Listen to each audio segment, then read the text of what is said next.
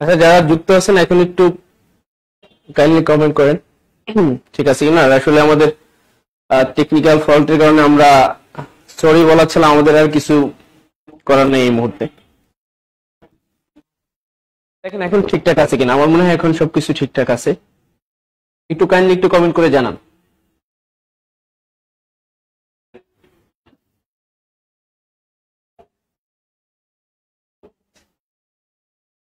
আচ্ছা, তো ঠিক আছে। এখন আসলে বর্তমান যে সমাজ ব্যবস্থা এটাকে বলা হচ্ছে 4IR, আমরা বিসিএস টপিকে পড়াই। 4IR বা ফোর্থ ইন্ডাস্ট্রিয়াল রেভলিউশন, চতুর্থ শিল্প বিপ্লব, বর্তমান চতুর্থ শিল্প বিপ্লব। আর এই চতুর্থ শিল্প বিপ্লবের যে ভিত্তি সেটা হচ্ছে অ্যাডভান্স টেকনোলজি, আমরা বলতে পারি এআই, আর্টিফিশিয়াল ইন্টেলিজেন্স, রোবোটিক্স। মোট কথা মূল এই যে আমাদের যত তথ্য প্রযুক্তি আছে সেগুলা। তো তথ্য প্রযুক্তির আবার অনেক যে ডিমেরিট গুলো আছে, অনেক সময় এই যে ডিসকানেক্টেড হয়ে যায়, গুরুত্বপূর্ণ সময়ে এদিক সেদিক চলে যায়। যাই হোক, এইগুলো নিয়ে আমাদের চলতে হবে। আচ্ছা, আশা করি ঠিক আছে সবকিছু। আসলে যারা বলছিলেন লিখতে পারেন নাই, এরা একটু দেখেন তো।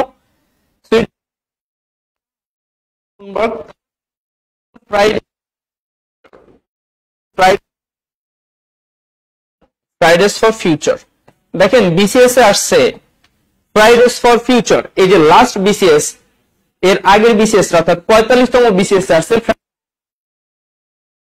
তাহলে অবশ্যই পরিবেশবাদী আন্দোলন। ফ্রাইডেস ফর ফিউচার কোন ধরনের আন্দোলন? এই আন্দোলনের প্রবক্তা গ্রেটা থুনবার্গ। কোন দেশের? সুইডেনের। মেয়ে, স্কুলের একটা মেয়ে, এই প্রবক্তা। এই যে সুইডেনের গ্রেটা থুনবার্গ, ওনাকে বলা হয় পরিবেশ কন্যা বা জলবায়ু কন্যা। পরীক্ষা আসতে পেলাম, আপনারা কি লিখছেন? লিখেন। ওনাকে কি বলা হয়? পরিবেশ কন্যা বলা হয়। পরিবেশ কন্যা, পরিবেশ নিয়ে আন্দোলন করার কারণে ওনাকে পরিবেশ কন্যা নামে ডাকা হয়। পরিবেশ কন্যা। উনি এই যে গ্রেটা থুনবার্গ নামক যে মেয়েটা, আমাদের শ্রবণ তারহিনিয়াস ওনাদেরই বংশধর, ওনাদেরই আত্মীয় হয়। আচ্ছা, দুইটা একদম বেসিক তথ্য জানলাম। একটা শ্রবণ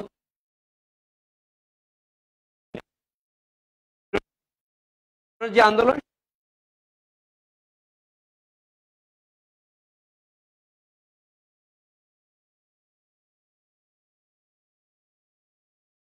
আশা করি ক্লিয়ার।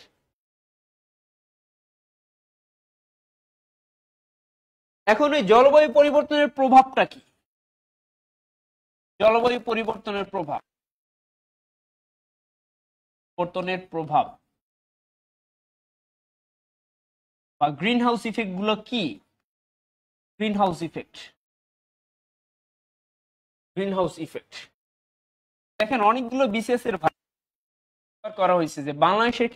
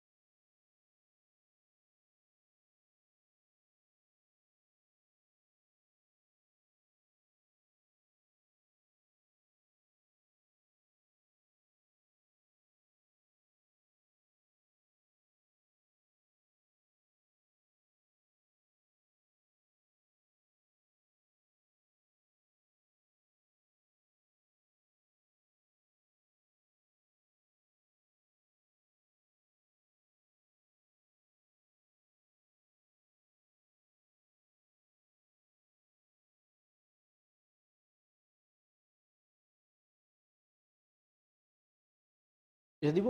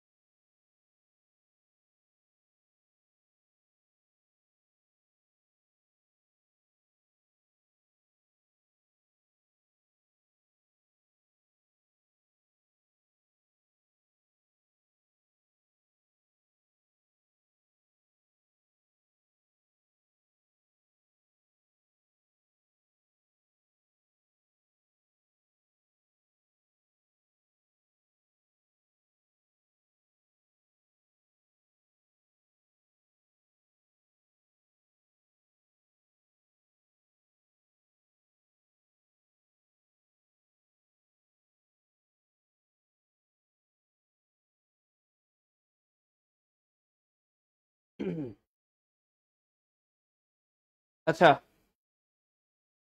এখন দেখেন একটু ঠিক আছে কিনা। আসলে আপনারা অনেকে ধৈর্য হারা হয়ে যাচ্ছেন আসলে।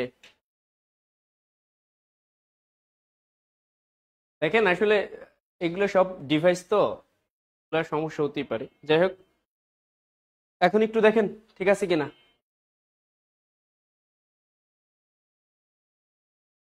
এখন দেখেন একটু ঠিক আছে কিনা। আপনাদের কমেন্ট গুলো দেখি, আসলে কিছু বলার নাই।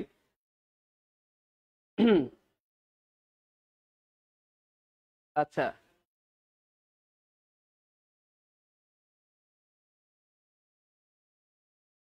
আচ্ছা, এখন আশা করি ক্লিয়ার।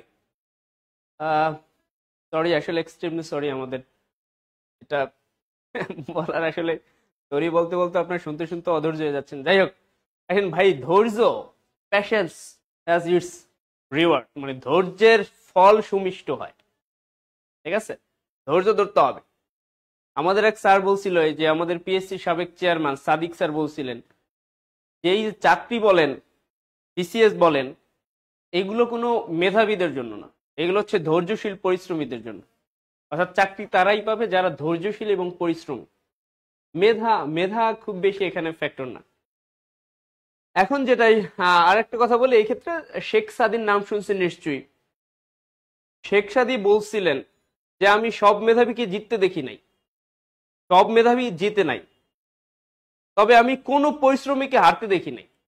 চিন্তা করছেন, সব মেধাবীরা কিন্তু জেতে নাই, তবে কোনো পরিশ্রমীরা হারছে এরকম কোনো রেকর্ড নেই। তো সেক্ষেত্রে একটু ধৈর্য ধরতে হবে আমাদের সবাইকে। দেখেন ভাই, আমরা আবার একটু রিকল করি, আমাদের সময় অনেক লেট হয়েছে। আমরা চেষ্টা করবো যে গুরুত্বপূর্ণ যেগুলো দরকার হলে আমরা এটা নিয়ে আরেকটা ক্লাস দিব, কোনো সমস্যা নেই। আপনাদের সার্ভিসের জন্য আমরা আছি। তো জলবায়ু পরিবর্তনের প্রভাব, এই গ্রিন হাউস ইফেক্টটা, এটা আসলে আমরা যারা উপকূলে থাকি, আমার বাড়ি কুয়াকাটায়, আমি এটার প্রভাবটা সরাসরি লক্ষ্য করতে পারি। কিভাবে আমি আপনাদের বুঝাবো, দেখেন। আইপিসিসি 2007 সালের এক ঘোষণায় বলেছে, যদি 2050 সালের মধ্যে, উইদিন 2050, 2050 সালের মধ্যে যদি সমুদ্র পৃষ্ঠের উচ্চতা 45 সেন্টিমিটার বৃদ্ধি পায়, দেখেন অনেকগুলো ইনফরমেশন এখানে, 45 সেন্টিমিটার বৃদ্ধি পায়, তবে বাংলাদেশের 10 থেকে 15% নিম্নভূমি সমুদ্রে নিমজ্জিত হবে।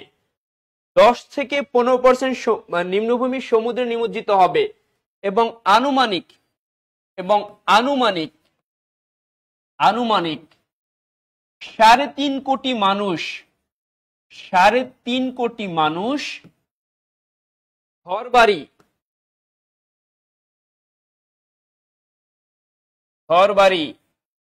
ও ফসলি জমি হারিয়ে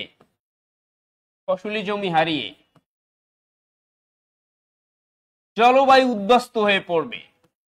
জমি হারিয়ে জলবায়ু উদ্বাস্তু হয়ে পড়বে। আমি প্রত্যেকটা লাইন ডিসক্রাইব করবো। আগেই বলছি এটা মুখস্থের বিষয় না, অনেক কিছু বোঝার ব্যাপার। জলবায়ু উদ্বাস্তু হয়ে পড়বে। অনেক বড় একটা সেন্টেন্স।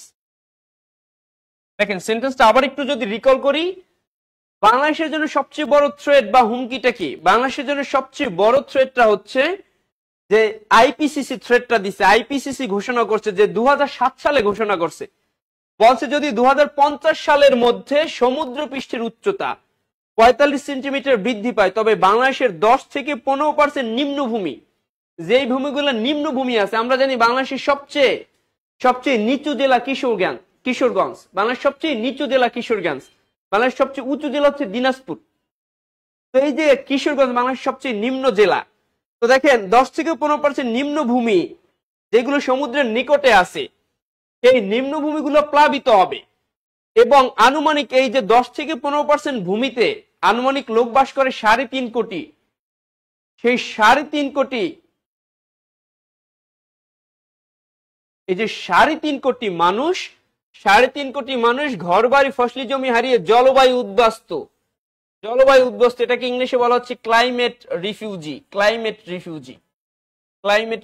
আমরা জানি রিফিউজি বা শরণার্থী, যেমন রোহিঙ্গা শরণার্থী তারাই, আচ্ছা আইপিসিসি ফুল মিনিং বলতেছি,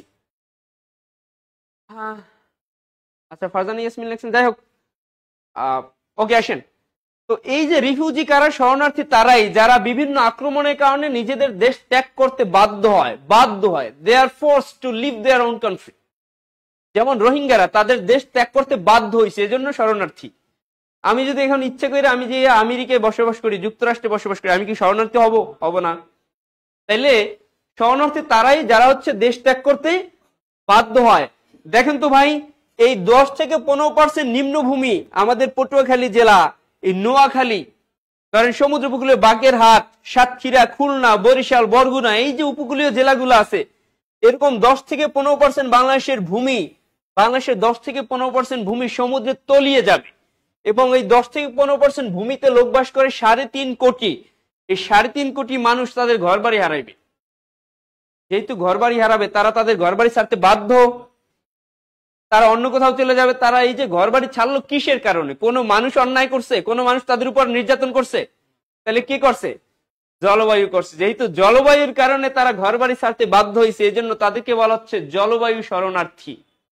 পরীক্ষা আসছে, জলবায়ু শরণার্থী কারা? যারা জলবায়ু পরিবর্তনের কারণে,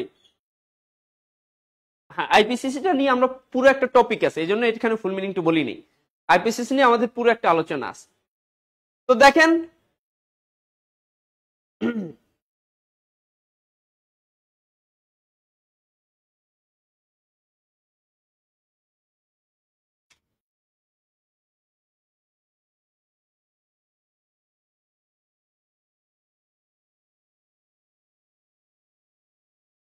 আচ্ছা, তো এই জলবায়ু উদ্বস্ত হয়ে পড়বে কয় পার্সেন্ট? 3.5 কোটি মানুষ। এটুকু বুঝতে পারছেন? আচ্ছা, এইটুকু যদি বুঝেন, এখন আসেন ওয়ার্ল্ড ব্যাংকের মতে বা ডব্লিউবি এর মতে, ওয়ার্ল্ড ব্যাংকের মতে জলবায়ু পরিবর্তনের প্রধান হুমকি 5টি। জলবায়ু পরিবর্তনের প্রধান হুমকি কয়টি? জলবায়ু পরিবর্তনের প্রধান হুমকি 5টি। প্রধান হুমকি 5টি কার মতে বলেন তো? প্রধান হুমকি 5টি।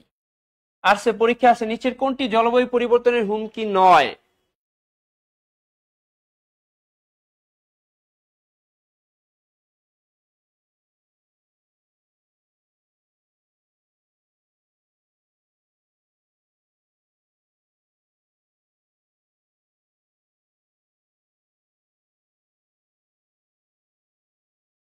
ওয়ার্ল্ড ব্যাংকের মতে জলবায়ু পরিবর্তনের প্রধান হুমকি 5টি, চলে না?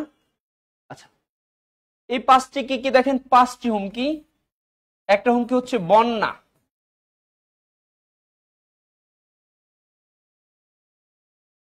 এর হচ্ছে ঝড়,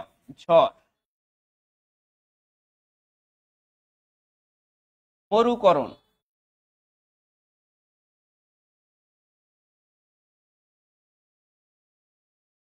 সমুদ্রপৃষ্ঠের উচ্চতা বৃদ্ধি,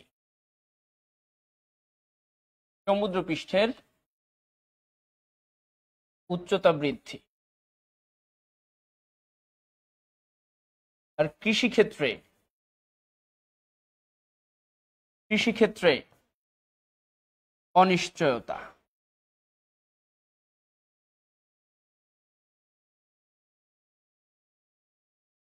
মান্নান ভাই জিজ্ঞেস করছেন স্যার আপনার এই ক্লাসের পরীক্ষা কবে নেবেন? এটা আসলে কর্তৃপক্ষ জানে, আপনাদের নেক্সট ক্লাসে হয়তো নেওয়া হবে। যাই হোক আমি জানি না সঠিক, এটা নেওয়া হবে পরে হয়তো। দেখেন ওয়ার্ল্ড ব্যাংক বলছে এই যে জলবায়ু পরিবর্তন ঘটতেছে এর জন্য প্রধান 5টা হুমকি। প্রধান হুমকি কয়টা? 5টা বিপদ। এই বিপদের প্রথম যে বিপদ সেটা হচ্ছে বন্যা। এই বন্যাটাই 1 নম্বরে বলছি, বাকিগুলোর কোনো সিকোয়েন্স নাই, এমনি লিখে দিলাম। বন্যা, মনে রাখেন এই বন্যায় বিশ্বে বাংলাদেশ প্রথম। বলেন তো বিশ্বের সবচেয়ে বেশি বন্যা হয় কোথায়? বাংলাদেশে। বিশ্বাস হয় আপনার? এই জলবায়ু পরিবর্তনের যে একটা অন্যতম হুমকি বন্যা, এই বন্যায় বিশ্বে বাংলাদেশ কত বলেন তো?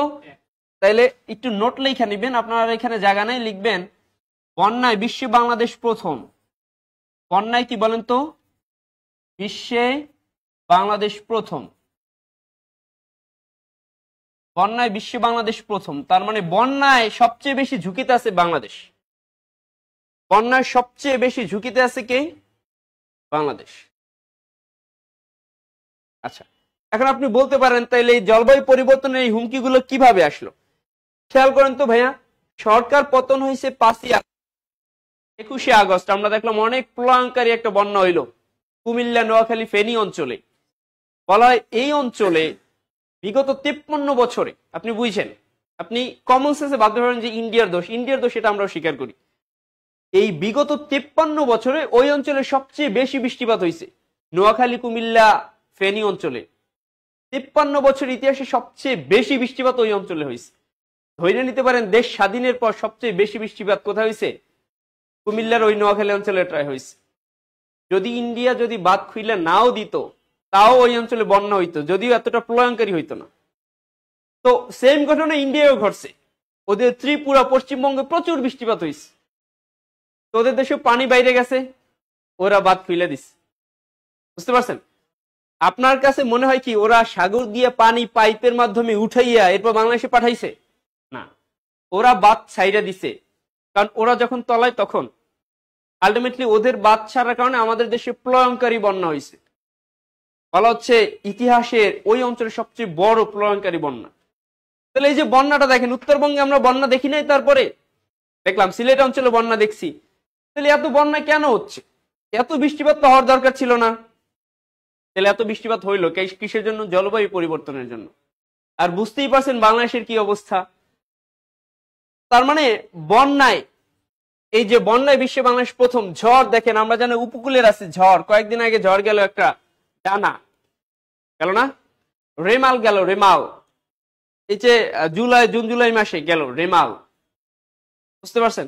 এই যে বড় বড় প্রলয়ঙ্কারী ঝড় হয়। 2007 সালের সেই সিডর, আমি তখন ক্লাস 2তে পড়ি, 2007 সালে আমার মনে আছে। 2তে না যেন অনেক পড়ি। মাথায় বৃষ্টির ফোঁটা পড়তো, এত বড় ফোঁটা, মনে হয় যেন মাথা ফুটে নিচে চলে গেছে। আমরা আশ্রয় কেন্দ্রে গেছিলাম, মনে আছে আমার। তো দেখেন এই যে, হ্যাঁ, এই যে পটুয়াখালী, নোয়াখালী, তারপর ফেনী, এই যে উপকূলীয় যে অঞ্চলগুলো, এগুলো প্রচুর ঝড় হয়, সাইক্লোন। এগুলো কিসের কারণে? জলবায়ু পরিবর্তনের কারণে। আপনি দেখেন এই ঝড় হয়। মরুকরণ মানে হচ্ছে ইংলিশে বলি ডেজার্টিফিকেশন, মরুভূমিতে পরিণত হওয়া। মরুকরণ মানে কি? মরুকরণ মানে হচ্ছে এই যে মরুভূমিতে পরিণত হওয়া। একটা জায়গায় যে পরিমাণ বৃষ্টিপাত হওয়ার দরকার সেই পরিমাণ বৃষ্টিপাত নাই। উত্তরবঙ্গে অনেক জেলায় যে পরিমাণ বৃষ্টিপাত হওয়ার দরকার সেটা নাই। বাংলাদেশে যদিও এটা কম দেখি, কিন্তু এটা কিন্তু বিশ্বে অনেক দেশে অনেক দেশ মরুভূমিতে পরিণত হওয়া শুরু করছে। এই মরুভূমিতে পরিণত হওয়ার যে প্রারম্ভিক যে ধাপটা, এটাকে বলা হয় খরা। এটা কি বলা হয়? উত্তরবঙ্গের আমরা জানি খরা প্রবণ অঞ্চল, মঙ্গা দেখা দেয়, মঙ্গা, উত্তরবঙ্গের মঙ্গা। হ্যাঁ, তাহলে এই যে মরুকরণ, এটাও আমরা দেখি। এটা শুধু বাংলাদেশের জন্য, এটা কিন্তু সারা বিশ্বের জন্য বলতেছি। ওয়ার্ল্ড ব্যাংকে সারা বিশ্বের জন্য, শুধু বাংলাদেশের জন্য। আচ্ছা, এরপর দেখি সমুদ্র পৃষ্ঠের উচ্চতা বৃদ্ধি। এটা যদি আপনারা এভাবে আমি বলি, সমুদ্র পৃষ্ঠের উচ্চতা বৃদ্ধি যদি বলি, আমি যখন ছোট, আমার বাসা একদম কুয়াকাটায় আমার বাড়ি। তো যদি একদম প্র্যাকটিক্যাল কথা বলি আপনাকে, যে এই হচ্ছে কুয়াকাটা বেড়িবাঁধ, এই হচ্ছে বেড়িবাঁধ, ধরেন রাস্তা। বেড়িবাঁধ মানে কি? রাস্তা। এই হচ্ছে বেড়িবাঁধ, এই হচ্ছে বেড়িবাঁধ। এইদিকে হচ্ছে বেড়িবাঁধের ভিতরের অংশ। বেড়িবাঁধের ভিতরের অংশ এটা। আর এই যে অংশটা এটা হচ্ছে সমুদ্র, এইদিকে সমুদ্র। আমি যখন ছোটবেলায় ছিলাম তখন সমুদ্রে যেতাম, এই বেড়িবাঁধ থেকে অনেক দূর ছিল সমুদ্র, অনেক দূর ছিল। বেড়িবাঁধ ছিল, বেড়িবাঁধ থেকে সমুদ্র অনেক দূরে, হাইটে যাওয়া লাগতো। তো মনে আছে এখানে একটা পাবলিক টয়লেট ছিল, পাবলিক টয়লেট, পাবলিক টয়লেট। এখানে আর একটা ভবন ছিল, কি যেন ভবন। হ্যাঁ, তো দেখেন আলটিমেটলি এই যে সমুদ্রে এই পাবলিক টয়লেটও গেছে, ভবনও গেছে। হ্যাঁ, এবার এইদিকে সারি সারি ঝাউবন ছিল, ঝাউবন। যারা কুয়াকাটা যাবেন ঘুরতে দেখবেন এই ঝাউবন গুলো নাই, এদিকটা ছিল। তো দেখেন ভাই এই সমুদ্র পৃষ্ঠের উচ্চতা বাড়ছে দেখেই এইখানের স্থাপনা গুলো গেছে, চলে গেছে। এখন সমুদ্রে এই ভাঙতে ভাঙতে বেড়িবাঁধের কাছাকাছি চলে আসছে, একদম কাছাকাছি। বুঝতে পারছেন? এখন আসেন, আমরা ছোটবেলায় দেখতাম এখানে অনেক জেলে থাকতো, ছোট ছোট জেলে সম্প্রদায় তারা থাকতো। এরা অনেকেই তাদের ওই ছোট ছোট যে বাড়ি এইগুলো হারাইয়া অনেকে শহরে চলে গেছে, শহরে অনেকে শহরে চলে গেছে, মানে জলবায়ু উদ্বাস্তু হয়েছে, শহরে চলে গেছে। কারণ তাদের এই যে বেড়িবাঁধের মধ্যে জমি কিনে থাকার মতো অবস্থা, তাহলে শহরে চলে গেছে। এজন্য শহরে জনসংখ্যার চাপ এরকম বাড়তেছে। শহরে যাওয়ার পর যেই পরিমাণ জনসংখ্যা সেই পরিমাণ তো কর্মসংস্থান নাই। তাহলে কর্মসংস্থান না থাকলেও তাদের কিছু করতে হবে, খাইতে হবে। তাহলে কি করতেছে? চুরি ডাকাতি করতেছে, অন্যায় বাড়তেছে। তার মানে দেখেন তো ভাইয়া, এই জলবায়ু পরিবর্তনের কারণে কি অন্যায় বাড়তে পারে কিনা বলেন? বাড়তে পারে। আচ্ছা, আব্দুল মান্নান ভাই লিখছেন, স্যার আপনি কি আমাদের যে নোট প্রদান করেন সেই নোট থেকে ক্লাস করান? হ্যাঁ হ্যাঁ, আপনাদের যে নোট দেওয়া হয়েছে সেই নোট, আমি যদি নোট দিয়ে থাকি তাহলে সেই নোটই। তানিশা তানজুম লিখছেন সিডন, নার্গিস, রেমাল, সাইক্লোন। হ্যাঁ, এই যে অনেকগুলা। জহুরুল ভাই তো লিখছেন স্যার 3 ও 4 একটু বুঝিয়ে দেন। হ্যাঁ, এই 3 ও 4 বুঝাইতেছি আমরা। তাইলে এই গেল 3 মরুকরণ, আর 4 সমুদ্রপৃষ্ঠ উচ্চতা বৃদ্ধি। দেখেন কৃষিক্ষেত্রে অনিশ্চয়তা, এটা বুঝতেই পারছেন যে এই জনসংখ্যা বাড়তেছে, অথবা একটা জায়গা থেকে মানুষ ট্রান্সফার হয়ে অন্য জায়গায় যাচ্ছে, সেই জায়গায় তো বসবাসের জায়গা লাগবে। দেখা গেল সেই জায়গায় আগে ফসল ফলতো, সেই জায়গাগুলো এখন বাড়ি উঠাইতেছে, বাসস্থান নির্মাণ করতেছে। তার মানে ফসলি জমিতে এখন কি হইতেছে? বাড়িঘর উঠতেছে। তার মানে হচ্ছে কৃষিক্ষেত্রে অনিশ্চয়তা দেখা দিচ্ছে। বাংলাদেশ একটা সময় খাদ্যে স্বয়ংসম্পূর্ণ ছিল, ব্রিটিশ আমলেও স্বয়ংসম্পূর্ণ ছিল। এখন আপনি দেখেন না, বাংলাদেশের প্রচুর পরিমাণ আমদানি করতে হয়, একটা সময় আমদানি করা লাগতো না। বুঝতে পারছেন? তো এই কৃষিক্ষেত্রে অনিশ্চয়তা, এটাও কিন্তু কার মতে? এটা হচ্ছে বিশ্ব ব্যাংকের মতে। তাহলে 5টা প্রধান হুমকি। এখন যদি আপনারা জিজ্ঞেস করি, একটু জিজ্ঞেস করি যে বলেন নিচের কোনটি ওয়ার্ল্ড ব্যাংকের মতে বা বিশ্ব ব্যাংকের মতে জলবায়ু পরিবর্তনের হুমকি নয়?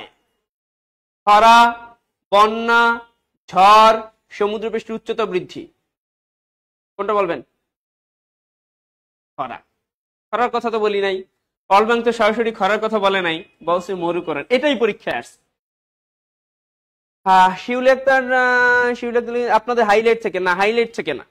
মনে রাখবেন টিচার তার মতো কইরা লেকচার দেয়, আর আপনাদের বই হাইলাইট, এগুলো হচ্ছে বইতে তো বইয়ের মতো করে থাকে না। মরুকরণ সম্পূর্ণ মরুভূমিতে পরিণত, আর মরুকরণের আগের যে ধাপ এটা খরা। যেমন উত্তরবঙ্গে খরা আছে, কিন্তু উত্তরবঙ্গে কিন্তু মরুভূমি এখনো হয় নাই। বুঝতে পারছেন?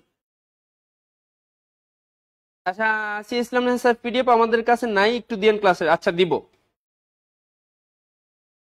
তাহলে হ্যাঁ, এই তো অনেকে কমেন্ট করছেন খরা, ঠিক আছে। এখন দেখেন তো ভাইয়া, যদি আপনার জিজ্ঞেস করি বিশ্ব ব্যাংকের মতে বলেন তো জলবায়ু পরিবর্তনের হুমকির মধ্যে সবচেয়ে বেশি হুমকিতে আছে কোন দেশ? বাংলাদেশ। আপনি চিন্তা করতে পারেন, এখানে যারা উপকূলের না, আমরা যারা উপকূলীয়, আমরা অনেক কিছুই দেখছি। যারা উপকূলের না তারা কল্পনাও করতে পারবেন না যে কত বড় প্রলয়ঙ্করী সিডর আসে, মানে সাইক্লোন আসে, কত বড় ঘূর্ণিঝড় আসে। হ্যাঁ, বুঝতে পারছেন? লেখেন নোট, নোট লিখবেন, নোট, নোট। জলবায়ু পরিবর্তনের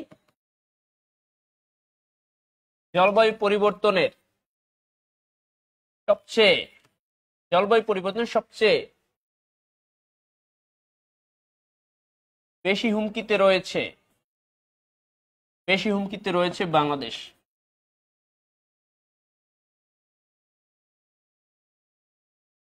আর বন্যায় তো বললামই 1 নাম্বার।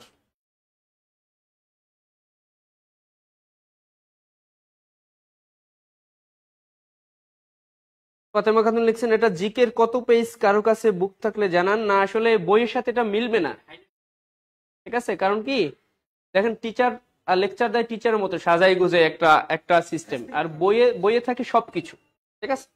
তাহলে জলবায়ু পরিবর্তন বিশ্বের সবচেয়ে বেশি হুমকিতে রয়েছে বাংলাদেশ। তো 2007 সালে বাংলাদেশের জন্য যখন এই ঘোষণাটা দিছিল যে বাংলাদেশের অবস্থা 2050 সালে এরকম হইতে পারে, কি হইতে পারে, বাংলাদেশের 10 থেকে 15% ভূমি নিমজ্জিত হইতে পারে, তার মানে প্রায় 3.5 কোটি মানুষ বাসস্থান হারাবে। এই ঘোষণা শুনছে মালদ্বীপ। কে শুনছে? মালদ্বীপ কয় বাংলাদেশের যদি যায় 10 থেকে 15% ভূমি এবং 3.5 কোটি মানুষ যদি ওদের উদ্বাস্ত হয়, তাইলে আমার জনসংখ্যাই আছে মোটে 3 লাখ। এখনো 3 লাখ না, এখনো 3 লাখের কম। ওর জনসংখ্যাই আছে টোটাল কয় লাখ? 3 লাখ ধরেন রাউন্ড ফিগারে। তাইলে ও তো একদম ভারত মহাসাগরের একটা দ্বীপ, সাগরের মধ্যে দ্বীপ না মালদ্বীপ বলেন? তাহলে কি থাকবে? বাংলাদেশের যদি 10 থেকে 15% ভূমি যায়, তাহলে পুরো মালদ্বীপ বলতেছে আমি নিজেই থাকবো না। হ্যাঁ, 300 বর্গ কিলোমিটারের মতো, ঠিক আছে? তাহলে এত ছোট দেশে তো থাকবি না, আরো ভারত মহাসাগরের সাগরের মধ্যে, বুঝতে পারছেন? মালদ্বীপ তখন বিশ্ববাসীর জানাইছে যে আমি মালদ্বীপ আমার আর খুঁজে পাবা না, আমি তলাই যাবো। এই জন্য মালদ্বীপ অন্য দেশে জমি কেনার কথা চিন্তা করতেছে। বলা হয় অনেক দেশে সে খুব আপ্রাণ চেষ্টা করতেছে, যেমন অস্ট্রেলিয়ায় সে ইতিমধ্যে চুক্তিও করে ফেলাইছে জমি কিনবে, বুঝতে পারছেন? বিভিন্ন দেশে সে জমি কথার কথা চিন্তা করতে। এটা বিসিএস আসছে, কোন দেশ নিজ দেশ তলিয়ে যাওয়ার আশঙ্কায় অন্য দেশে জমি কেনার কথা চিন্তা করছে, বুঝতে পারছেন? তো ব্যাপারগুলো আসলে খুবই ক্রিটিক্যাল। এগুলো যদি আপনি ওভাবে অ্যানালাইসিস করেন, তাহলে সবচেয়ে বেশি হুমকিতে আছে বাংলাদেশ। বলতে পারেন তাহলে মালদ্বীপ তো পুরোটা যাবে, বাংলাদেশ কেমনে বেশি হুমকিতে? ভাই বাংলাদেশ তো ছোট, ভাই মালদ্বীপ তো ছোট, 292 বর্গ কিলোমিটার, এইটা যাবে পুরোটা। বাংলাদেশ তো আরো বেশি যাবে, বাংলাদেশের ক্ষতিগ্রস্ত আরো বেশি হবে না? এই জন্য আচ্ছা, যারা পান নাই, যারা পিডিএফ পান না, আমি পিডিএফ দিয়ে দিব সবাই, যারা পাইছেন বা পান নাই, ঠিক আছে? সবাইকে দিয়ে দেবো, কোনো সমস্যা নেই। এখন আসেন, আমরা যেহেতু আসলে আমাদের মাঝখানে অনেক কিছু গ্যাপ হয়ে গেছে, অনেক টাইমের গ্যাপ হয়ে গেছে, আমরা একটু স্কিপ করে একদম ইম্পর্টেন্ট জিনিসগুলো একটু ফোকাস করার চেষ্টা করি। আচ্ছা, লিখবেন জাতিসংঘের পরিবেশ কর্মসূচি। জাতিসংঘের পরিবেশ কর্মসূচি,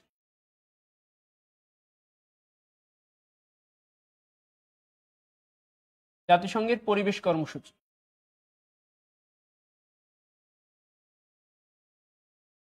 আচ্ছা, লিখবেন, খুব দ্রুত লিখবেন 1972 সালে। 1972 সালে সুইডেনের রাজধানীর নাম কি বলেন তো? সুইডেনের রাজধানী স্টকহোম। সুইডেনের রাজধানী স্টকহোমে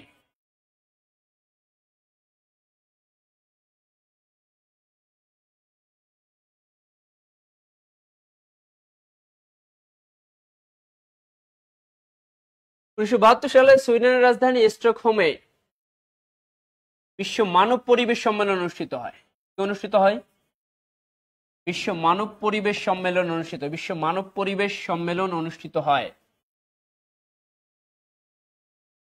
বিশ্ব মানব পরিবেশ সম্মেলন অনুষ্ঠিত হয়। ভাই কোশ্চেন আসছে, বিশ্ব মানব পরিবেশ সম্মেলন, বিশ্ব মানব পরিবেশ সম্মেলন অনুষ্ঠিত হয় কত সালে? 1972 সালে। কোথায়? সুইডেনের রাজধানী স্টকহোমে অনুষ্ঠিত হয়। এই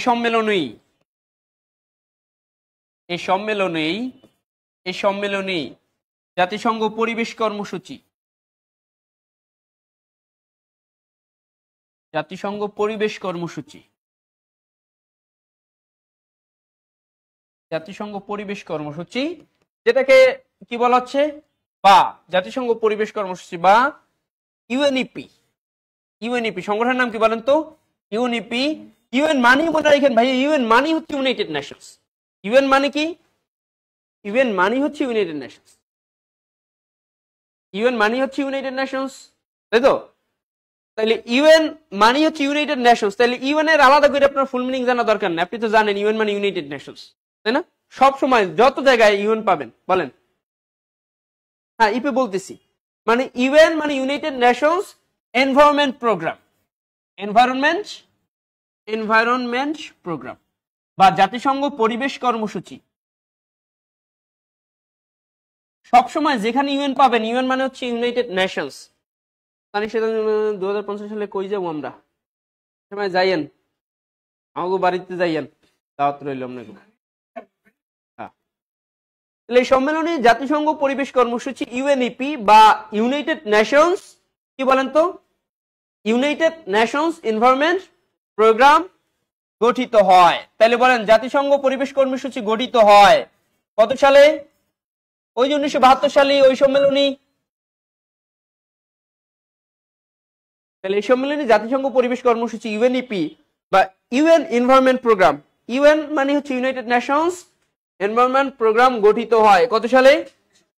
1972 সালে। কোন সম্মেলনের মাধ্যমে বলেন? বিশ্ব মানব পরিবেশ সম্মেলন। বলেন বিশ্ব মানব পরিবেশ সম্মেলন কোথায় হয়? সুইডেনের রাজধানী স্টকহোমে।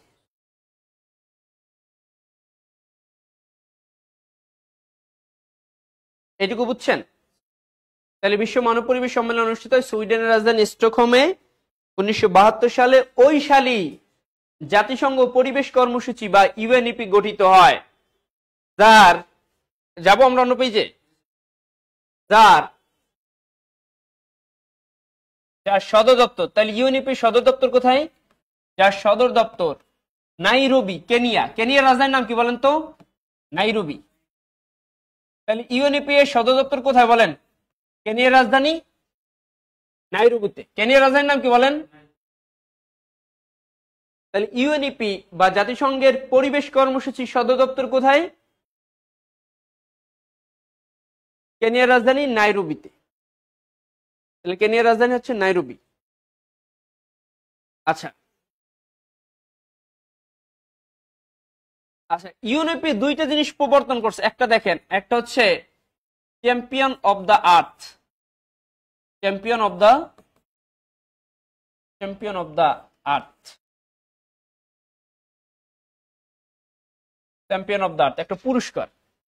আরেকটা জিনিস আছে মিস আর্থ। দুইটা জিনিস একটু ইন্টারেস্টিং।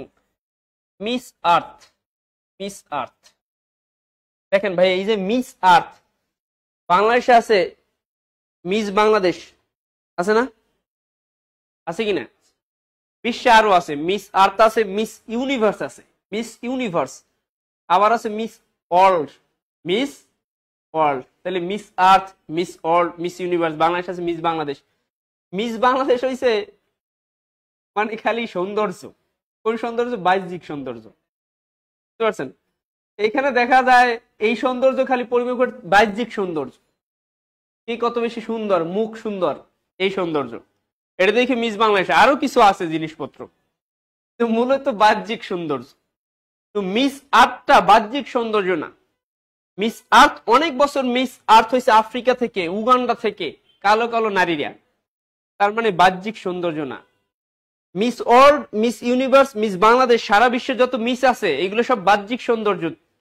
তো মিস আর্থটা একটা এমন একটা সৌন্দর্য প্রতিযোগিতা যেটা জাতিসংঘ আয়োজন করে, বার্ষিক প্রতিযোগিতা জাতিসংঘ আয়োজন করে, এবং এটার উদ্দেশ্য হচ্ছে পরিবেশ বিষয়ে সচেতনতা সৃষ্টি করা।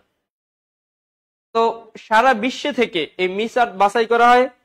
এবছরও হয়েছে মিস আর্থ, ওটার নাম জানা লাগবে না, বাট এটা সৌন্দর্য প্রতিযোগিতা।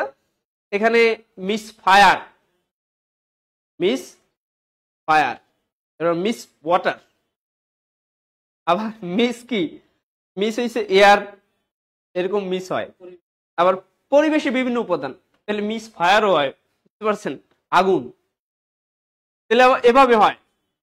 তো দেখেন মিস আর্থটাকে, এটা আমরা আগে লিখি, মিস আর্থ হচ্ছে একটি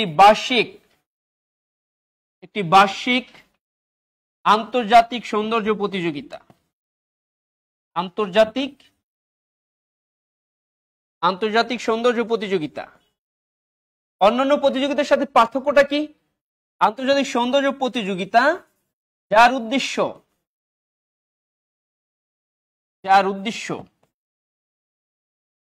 উদ্দেশ্য পরিবেশ বিষয়ে পরিবেশ বিষয়ে কি বলেন তো? সচেতনতা সৃষ্টি। পরিবেশ বিষয়ে সচেতনতা, মিস আর্থ।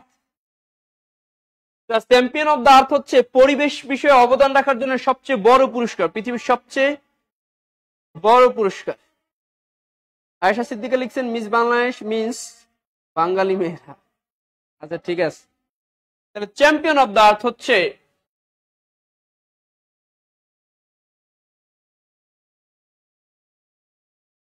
পরিবেশ বিষয়ে অবদান রাখার জন্য,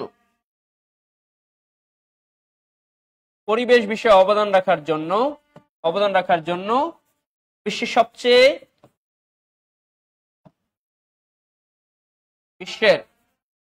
সবচেয়ে বড় সম্মাননা।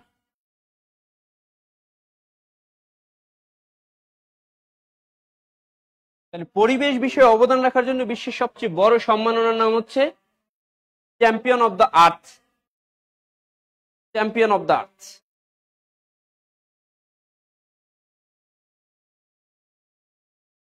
খুব দ্রুত একটু লিখে ফেলান। তাহলে পরিবেশ বিষয়ে অবদান রাখার জন্য বিশ্বের সবচেয়ে বড় যেই পুরস্কার আছে তার নাম হচ্ছে চ্যাম্পিয়ন অফ দ্য,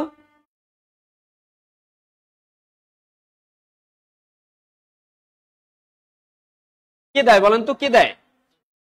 জাতিসংঘের কোন সংগঠন? ইউএনইপি দেয়। জাতিসংঘের কোন সংগঠন দেয়? ইউএনইপি দেয়। আর মিস আর্থ হচ্ছে একটা বার্ষিক আন্তর্জাতিক সৌন্দর্য প্রতিযোগিতা, যেটা হচ্ছে কি পরিবেশ বিষয়ে সচেতনতা। আচ্ছা লিখছেন অনেকেই। আচ্ছা বলছিলেন আইপিসিসির ফুল মিনিং। আইপিসিসির ফুল মিনিংটা আসলেই পরীক্ষায় আসে, কারণ এটার মধ্যে একটু ঝামেলা আছে। এই ঝামেলাটা অনেকে ধরতে পারে না, এর মধ্যে একটু ঝামেলা আছে। কেমনে ঝামেলা আছে দেখাই। তাহলে এইগুলো এখন আমরা ইউএনইপির মধ্যে আছি। লিখবেন 1988 সালে, কত সালে? 1988 সালে এই যে ইউএনইপির কথা বললাম, ইউএনইপি।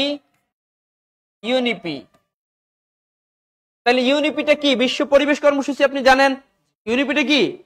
বিশ্ব পরিবেশ কর্মসূচি বা ইউনাইটেড নেশন এনভায়রনমেন্ট প্রোগ্রাম। 1988 সালে ইউএনইপি ও বিশ্ব আবহাওয়া সংস্থা, বিশ্ব কি সংস্থা বলেন তো? বিশ্ব আবহাওয়া সংস্থা, অর্থাৎ WMO। কে বলেন তো? WMO মিলে আইপিসিসি গঠন করে। তাহলে বলেন তো কোন কোন সংস্থার যৌথ উদ্যোগে আইপিসিসি গঠিত হয়েছে? অর্থাৎ আমরা এভাবে বলতে পারি ইউএনইপি প্লাস WMO মিলে কি হয়েছে? আইপিসিসি। বা দেখেন বলছিলেন এইটার যে ফুল মিনিং এটা একটু ডিফিকাল্ট, এই জন্য আইপিসিসির ফুল মিনিং হচ্ছে inter governmental panel. Inter governmental, not international governmental. এইটা ফুল মিনিংটা কয়েকবার পরীক্ষা আসছে। কিসের জন্য বলেন তো? সবাই মনে করে ইন্টারন্যাশনাল গভর্নমেন্টাল, আসলে কি ইন্টার গভর্নমেন্টাল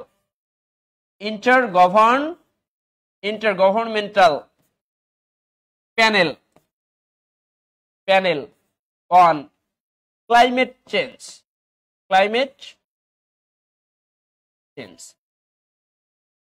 আচ্ছা জিজ্ঞেস করতে পারেন যে জিনিসটা কি? এই যে বিশ্ব পরিবেশ কর্মসূচি এবং বিশ্ব আবহাওয়া সংস্থা মিলে এটা গঠন করছে, ইউএনইপি প্লাস WMO মিলে এটা প্রতিষ্ঠা করছে 1988 সালে, ইউএনইপি এবং WMO। তো এই যে সংস্থাটা IPCC, inter governmental panel on climate change, আমরা যদি বাংলায় বলি ইন্টার গভর্নমেন্টাল মানে হচ্ছে আন্ত সরকার। ইন্টার গভর্নমেন্টাল মানে কি বলেন তো? আন্ত সরকার একটা প্যানেল, একদল লোক অন ক্লাইমেট চেঞ্জ, কৃষির উপরে, জলবায়ু পরিবর্তনের উপরে আন্ত সরকার প্যানেল। জলবায়ু পরিবর্তনের উপরে আন্ত সরকার প্যানেল বলা হচ্ছে জলবায়ু বিষয়ে পৃথিবীর বিশ্বের যত বড় বড় ডিসিশন কারা নেয় বলেন তো? আইপিসিসি নেয়, এই প্যানেলটা নেয়। এই প্যানেলে হাজার হাজার বিজ্ঞানীরা আছে, বাংলাদেশ থেকেও কয়েকজন বিজ্ঞানীরা আছে। সারা বিশ্বের বড় বড় বিজ্ঞানীদের নিয়ে এই প্যানেলটা বানানো হয়েছে, যারা জলবায়ু বিষয়ে কাজ করে, পরিবেশ বিষয়ে কাজ করে। এবং এই আইপিসিসি ঘোষণা করছে, কি করছে, 2007 সালে ঘোষণা করছে যে 2050 সালের মধ্যে বাংলাদেশের এই পরিমাণ।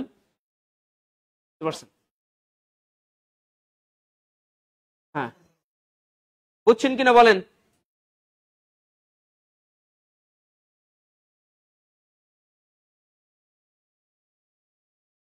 আচ্ছা, তো বলেন আইপিসিসি গঠিত হয় কত সালে? 1988 সালে। কোন কোন সংস্থা মিলে আইপিসিসি বানায়? ইউএনইপি এবং ডব্লিউএম অর্থাৎ জাতিসংঘ পরিবেশ কর্মসূচি এবং কে, এবং হচ্ছে বিশ্ব আবহাওয়া সংস্থা। এটা ফুল মিনিং হচ্ছে অল মেট্রোলজিক্যাল অর্গানাইজেশন। যখন আমরা সংগঠন পড়াবো তখন এগুলো পাবেন পুরোটা, ঠিক আছে? যখন আমরা সংগঠন পড়াবো তখন এটা পাবেন।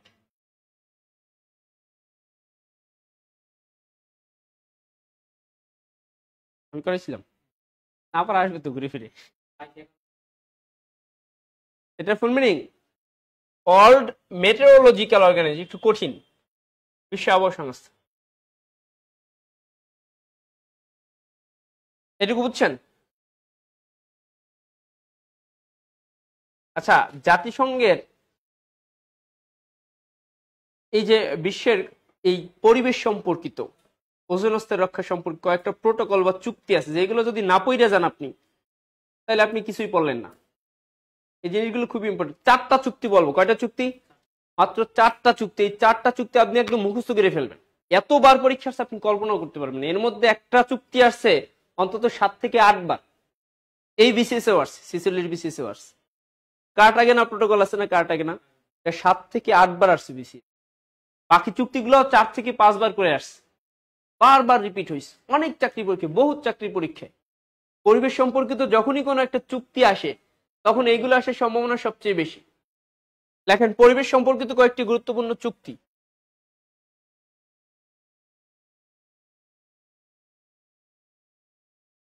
পরিবেশ সম্পর্কিত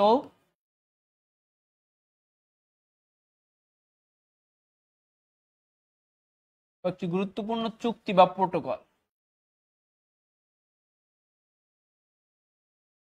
চুক্তি বা কি প্রোটোকল, কি বলেন তো ভাইয়া? চুক্তি বা প্রোটোকল। এই প্রোটোকল আবার নেতারে প্রোটোকল দেয়া সেই প্রোটোকল না। প্রোটোকল মানে হচ্ছে কোনো চুক্তি। 4টা চুক্তি বলবো, বেশি না। আপনি বইতে পড়লে অনেক তথ্য পাবেন, এখানে অনেক কিছু পাবেন। তো আমি এক কথায় বলবো আপনাকে, 4টা চুক্তি এক কথায় বলবো। 4টা চুক্তি 4 কথায়, বুঝতে পারছেন?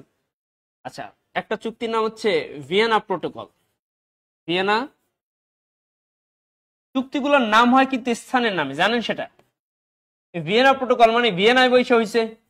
এই চুক্তি কোথায় বৈশা হয়েছে? ভিয়েনায়। ভিয়েনা প্রোটোকল বা চুক্তি 1985 সাল। শুধু স্বাক্ষরের সাল মনে রাখবেন, কার্যকর কবে হয়েছে এটা দিয়ে আপনার দরকার নাই, মনে রাখতে পারলে রাখবেন, কিন্তু স্বাক্ষরের সাল মনে রাখতেই হবে। আসেন, ভিয়েনা প্রোটোকল বা ভিয়েনা চুক্তি 1985 কি সম্পর্কিত? ওজোন স্তর রক্ষা সম্পর্কিত। কি সম্পর্কিত বলেন তো? ওজোন স্তর রক্ষা সম্পর্কিত। তাহলে বলেন ভিয়েনা প্রোটোকল কি সম্পর্কিত? ওজোন স্তর সম্পর্কিত। কত সালে স্বাক্ষরিত হয়? 1985 সাল।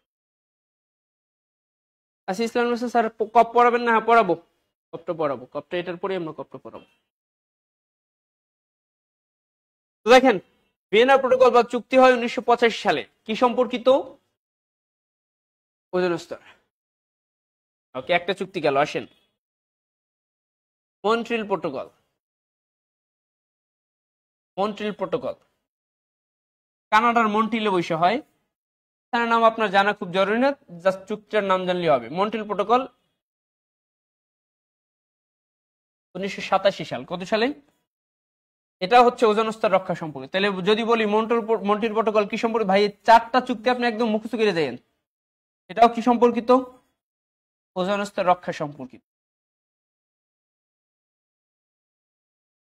ওজোন স্তর রক্ষা সম্পর্কিত 4টা চুক্তি। বেশি চুক্তি আপনি কোনটি ইম্পর্টেন্ট সেটা যদি না বুঝেন তাহলে তো হইলো না। আমরা বলি না, মাঝে মাঝে আমি বলি যে আপনি সব যদি পড়ে উল্টেই ফেলতে চান তাহলে নিজেই উল্টেই চিত্রেই থাকবেন, বুঝতে পারছেন? এই জন্য ইম্পর্টেন্ট গুলো আগে বুঝতে হবে। মন্ট্রিল প্রোটোকল 1987 কি সম্পর্কিত বলেন? ওজোন স্তর রক্ষা সম্পর্কিত। আর ভিয়েনা প্রোটোকলটাও। আচ্ছা, এরপর আসেন কিয়োটো, নাম শুনছেন? কিয়োটো হচ্ছে জাপানের প্রাচীন রাজধানী ছিল কিয়োটো। জাপানের এখন রাজধানীর নাম কি? টোকিও। জাপানের আগের রাজধানী কি ছিল? কিয়োটো। প্রায় মেলে, উল্টাইলে মেলে মনে হয় যেন টোকিও কিয়োটো মেলে না? হ্যাঁ,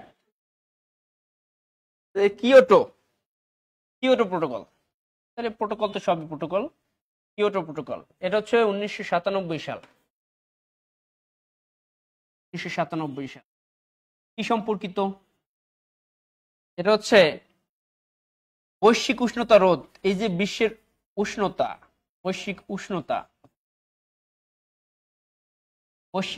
রোধ ও কার্বন নিঃসরণ কমানো সম্পর্কে। দেখেন এক লাইন আপনি বইতে কিন্তু অনেকভাবে ঝামেলায় পেঁচাই গুছাই দিচ্ছে, অনেকভাবে ঝামেলায় পড়বেন। বৈশ্বিক উষ্ণতা রোধ ও কার্বন নিঃসরণ কমানো সংক্রান্ত। ভাই এইটা কিন্তু একমাত্র চুক্তি, আর কোনো চুক্তি নাই কিন্তু, বুঝতে পারছেন? বৈশ্বিক উষ্ণতা রোধ ও কার্বন নিঃসরণ কমানো সংক্রান্ত একমাত্র আন্তর্জাতিক চুক্তি হচ্ছে এটা। এটা কিন্তু অনেকবার আসছে পরীক্ষায়।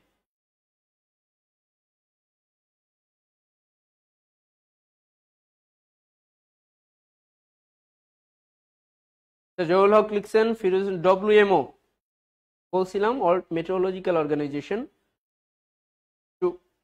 আমরা সংগঠন পড়াবো, সংগঠনের ক্লাস এগুলো পাবেন সব, এই জন্য আলাদা করে আর বলি নাই, যেহেতু আর আজকে অনেক হয়ে গেল, টাইম নষ্ট হয়ে গেল। যাই হোক,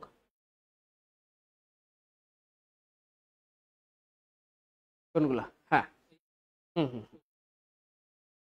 তাহলে দেখেন কিয়োটো 1997 সালে এটা স্বাক্ষরিত হয়, বৈশ্বিক উষ্ণতা রোধ ও কার্বন নিঃসরণ কমানো সংক্রান্ত। আর মন্ট্রিল প্রোটোকল হচ্ছে ওজোন স্তর রক্ষা, ভিয়েনা প্রোটোকল হচ্ছে ওজোন স্তর। আর একটা চুক্তি বলবো, এটাও ইম্পর্টেন্ট, কার্টাগেনা। এই 46তম BCS ওয়ার্স, কার্টাগেনা প্রোটোকল।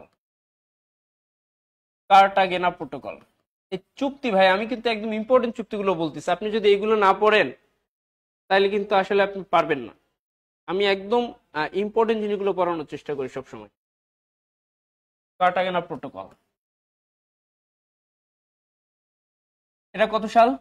2000। এই চুক্তিটা 2000 সালে। কি সম্পর্কিত? জৈব নিরাপত্তা সম্পর্কিত, জৈব নিরাপত্তা বিষয়ক চুক্তি।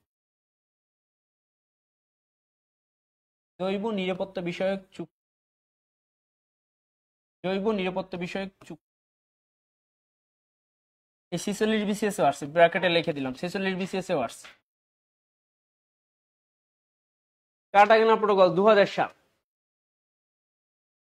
তো এই 2000 সালে যে কার্টাগেনা প্রোটোকল জৈব নিরাপত্তা, অর্থাৎ জীব দেহ যারা আছে, যাদের জীবন আছে, সবাই জীব, এই জীবদের নিরাপত্তা আছে, জৈব নিরাপত্তা বিষয়ক চুক্তি। কার্টাগেনা কানাডায়, মন্ট্রিল এবং কার্টাগেনা দুইটাই কানাডায়। কিয়োটো হচ্ছে জাপানে, আর ভিয়েনা তো জানিনি, অস্ট্রিয়া। তাহলে কার্টাগেনা প্রোটোকল 2000 জৈব নিরাপত্তা বিষয়ক চুক্তি কোন BCS আছে? 46 BCS। এই 4টা চুক্তি অ্যাটলিস্ট আপনি পড়ে যাবেন। কানাডায় এই কার্টাগেনা, কানাডায়, আর এই যে মন্ট্রিলও কানাডায়।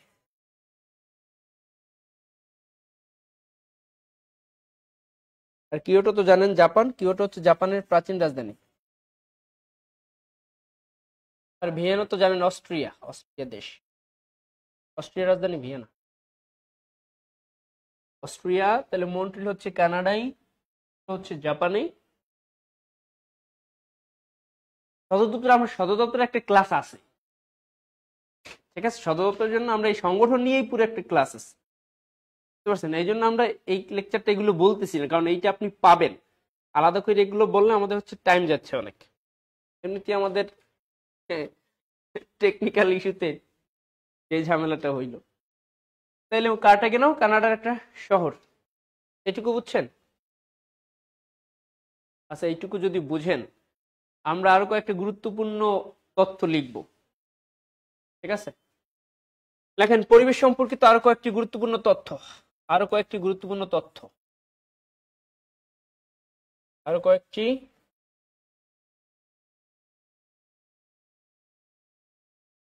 অনেক তথ্য ছিল, আসলে আমাদের টাইমও হবে না সেরকম। আমরা চেষ্টা করব যে আর একটা ক্লাস দেওয়া যায় কিনা এটার উপরে, কারণ অনেক কিছু আছে তো এখানে, আজকে যতটুকু পারি। আর কয়েকটি গুরুত্বপূর্ণ তথ্য। আচ্ছা যদি বলেন তো বিশ্বের যে তাপমাত্রা বৃদ্ধি হচ্ছে, এই তাপমাত্রা বৃদ্ধির জন্য সবচেয়ে দায়ী কোন গ্যাস? কার্বন ডাইঅক্সাইড নাকি সিএফসি? বলেন, এই যে তাপমাত্রা বৃদ্ধি পাচ্ছে, বিশ্বের টেম্পারেচার বাড়তেছে, গত বছর তো 42 ডিগ্রি রেকর্ড হয়েছিল বাংলাদেশে, জানেন? 42 ডিগ্রি, 41 ডিগ্রি, 40 ছাড়াইছে, প্রায় 40 41 এরকম। তো এই যে তাপমাত্রা বাড়তেছে, এটার জন্য সবচেয়ে বেশি দায়ী কে বলেন তো? Carbon dioxide gas.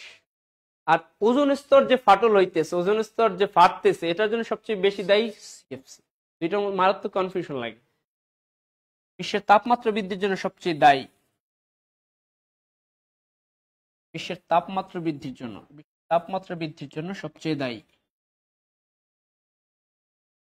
সবচেয়ে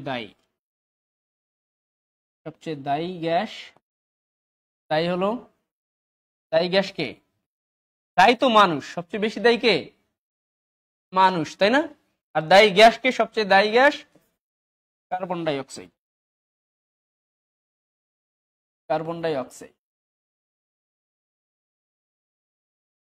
CO2। বাংলাদেশের এক মিস বাংলাদেশে জিজ্ঞেছিল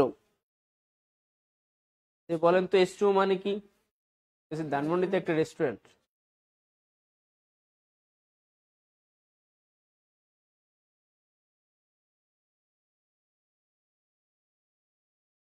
হ্যাঁ, বিশ্বের তাপমাত্রা বৃদ্ধির জন্য সবচেয়ে বেশি দায়ী গ্যাস কার্বন ডাইঅক্সাইড। ওজোন স্তর ফাটলের জন্য বা ওজোন স্তর ক্ষয়ের জন্য, ওজোন স্তর ধ্বংসের জন্য লিখি আমরা নাকি? ওজোন স্তর ধ্বংসের জন্য সবচেয়ে দায়ী, এটা দুইটাই বিসিএস। সবচেয়ে দায়ী হলো সিএফসি, ক্লোরোফ্লোরো কার্বন। ফুল প্লুরাল, এই জন্য আমরা শেষে একটা এস দিয়ে দিই ছোট করে, সিএফসি।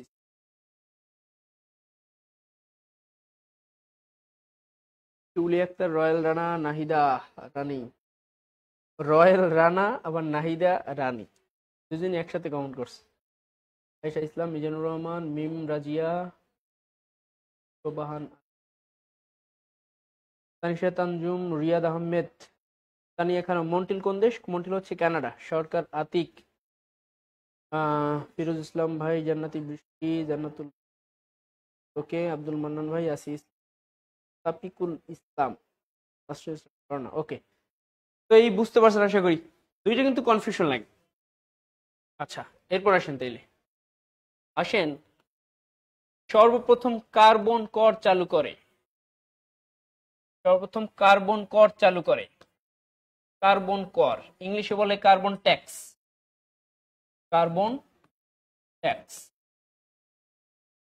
চালু করে,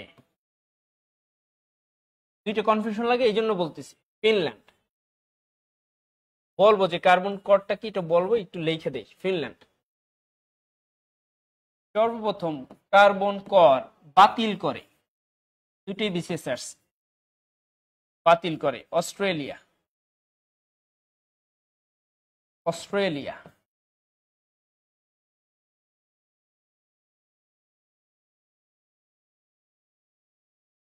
রিয়াদ আহমেদ লিখছেন, স্যার বায়ুমণ্ডল কোন গ্যাস বেশি? বায়ুমণ্ডল সবচেয়ে নাইট্রোজেন বেশি।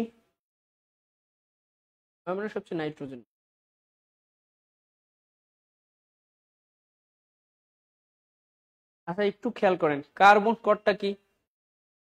ধরেন উন্নত দেশে অনেক সম্পদশালী, বেশিরভাগ লোকজন সম্পদশালী, এদের গাড়ি বাড়ি অনেকগুলো আছে, অনেকগুলো ধরেন প্রাইভেট কার আছে। প্রাইভেট কার কি, ওই যে যাই হয়, জ্বালানি যাই হয়, শেষ পর্যন্ত কার্বন উৎপাদন করে না? আমাদের যে বাসগুলা বা বাইক, যানবাহন সব কার্বন উৎপাদন করে না? শেষ পর্যন্ত তো জ্বালানি জ্বালানোর পরে কার্বন ডাইঅক্সাইড উৎপাদিত হয়। এখন আমার গাড়ি আছে ধরেন 2টা, আমার গাড়ি আছে কয়টা? 2টা, তাইলে আমি কার্বন উৎপাদন করতেছি বেশি। উন্নত বিশ্বে অনেকগুলো দেশে এরা করলো কি, যে যার প্রয়োজনে অতিরিক্ত গাড়ি আছে, এমন ধনী গাড়ি আছে 10টা, আছে না? 10টা গাড়ি, সে মেয়ের জন্য একটা গাড়ি পাঠায় স্কুলে, বাবার জন্য একটা, মায়ের জন্য একটা, নিজের 3-4টা, এরকম আছে। তাহলে খালি খালি সে বেশি কার্বন উৎপাদন করতেছে না? পরিবেশ দূষিত হইতেছে, বিশ্বের তাপমাত্রা বাড়তেছে, এই কার্বনের জন্যই তো। সরকার, অনেক দেশের সরকার কি করলো, যে এই কার্বন যারা উৎপাদন করে তাদের ট্যাক্স দিতে হবে, জরিমানা দিতে হবে। তার মানে আপনি যদি বেশি গাড়ি থাকে, আপনি বেশি ট্যাক্স দেওয়া লাগবে আপনার, অনেক বেশি, এবং এই পরিমাণটা অনেক বেশি। তার মানে বাধ্য হয়ে অনেকেই কি করছে, গাড়ি কমাই দিচ্ছে, তার মানে কার্বন উৎপাদন কমতেছে। বিশ্বের প্রথম যেই দেশটা এই কার্বন কর চালু করে সেটা হচ্ছে ফিনল্যান্ড। এরপর অস্ট্রেলিয়াও এই করটা চালু করছিল। অস্ট্রেলিয়া চালু করার পর ওই দেশের নাগরিকরা কিছুদিন মানছে, মানার পর এরপর আবার আন্দোলন শুরু করে, ধর আমার গাড়ি আমি চালাবো, পেট্রোল দিয়া ডিজেল দিয়ে আমি চালাই, এরপর আবার কর দেবো, এটা কি ফাজলামি নাকি? সরকার আবার বাধ্য হয়েছে। অস্ট্রেলিয়া চালু করে আবার বাতিল করে, তাহলে প্রথম বাতিল করে কে? প্রথম চালু করে কে? কি বলেন তো? কার্বন কর। জলিয়ানম লিখছেন প্রথম 2টা চুক্তি সেম। হ্যাঁ, চুক্তির বিষয় সেম, প্রথম 2টা চুক্তির বিষয় সেম ছিল, এটুকু বুঝছেন? আচ্ছা, বিশ্বের প্রথম দেশ হিসেবে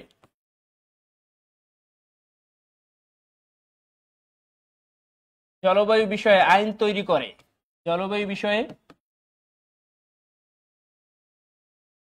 আইন তৈরি করে কে বলেন তো?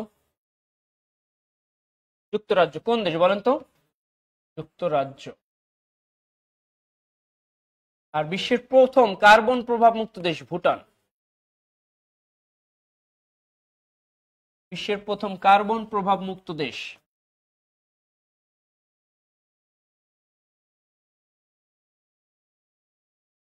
কোন দেশ বলেন তো? কার্বন প্রভাব মুক্ত ধূমপান মুক্ত তো আমরা জানি, একটু লিখে দিই এটা। বিশ্বের প্রথম ধূমপান মুক্ত দেশ কে? ধূমপান মুক্ত। বিড়ি যদি টানেন প্রকাশ্যে, বিড়ি প্রকাশ্যে টানলে, ধূমপান মানে তো বিড়ি টানো না, বিড়ি প্রকাশ্যে টানলে কানের উপরে বসাই দেবে কার।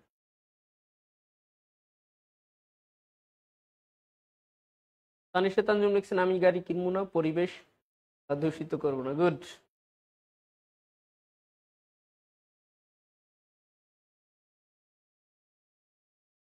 কোনটা?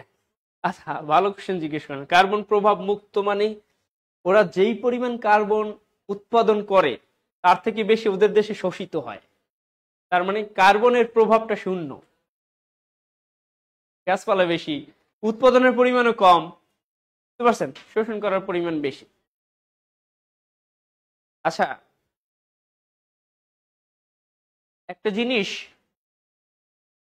জিনিস বেলা আপনাদের বাংলাদেশ বিশ্ববিদ্যালয়ের অন্তর্ভুক্ত, যদি আমি আন্তর্জাতিক অংশটা নেই, আন্তর্জাতিক এইগুলো তো আন্তর্জাতিক সম্পদ, এই জন্য এইটা নেই আমার। তো দেখেন, মূলত এই সংগঠনটা হচ্ছে বেলা নামে চেনেন অনেকেই হয়তো, যদিও বাংলাদেশ বিশ্ববিদ্যালয়। এখন আমি পরিবেশের মধ্যে এটা পড়ে, এখন আমি কি পড়াই দেবো নাকি বাংলাদেশের মধ্যে থাকবে? কারণ এটা হচ্ছে ইম্পর্টেন্ট এবং আপনাদের যে কোনো সামনের পরীক্ষা আসার মতো, ঠিক আছে? একটু হেডিং করবেন বেলা, বেলা বেলা। চাকরিটা আমি পেয়ে গেছি, বেলা শুনছো, এই বেলা আবার এই বেলা না, এই বেলা কারণ নাম না, বেলা একটা সংগঠন। বেলা বাংলায় কি বলে বলেন তো? কার সংগঠন? এটা শুনলেই বুঝবেন যে এটা ইম্পর্টেন্ট নাকি ইম্পর্টেন্ট না, ইম্পর্টেন্ট নাকি ইম্পর্টেন্ট না। ইউনুসের না, সৈয়দা রিজওয়ানা হাসানের। আসেন তাহলে, বেলা ফুল মিনিংটা সবচেয়ে ইম্পর্টেন্ট। বেলা ফুল মিনিং হচ্ছে বাংলাদেশ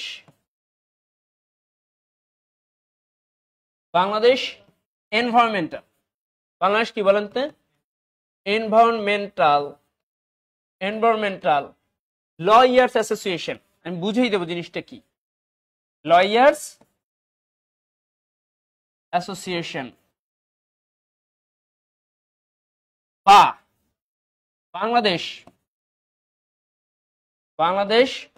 দেখেন তো, বাংলাদেশ এনভায়রনমেন্টাল মানে কি পরিবেশ, লয়ার্স মানে আইনজীবী, ঠিক আছে না ভাইয়া? পরিবেশ আইনবিদ সংস্থা হলো বাংলাদেশে অবস্থিত একটি আন্তর্জাতিক, এটা কিন্তু আন্তর্জাতিক প্রতিষ্ঠান, বাংলাদেশে অবস্থিত একটি, এটা কি আন্তর্জাতিক ভাই, আন্তর্জাতিক পরিবেশবাদী সংস্থা, আন্তর্জাতিক পরিবেশবাদী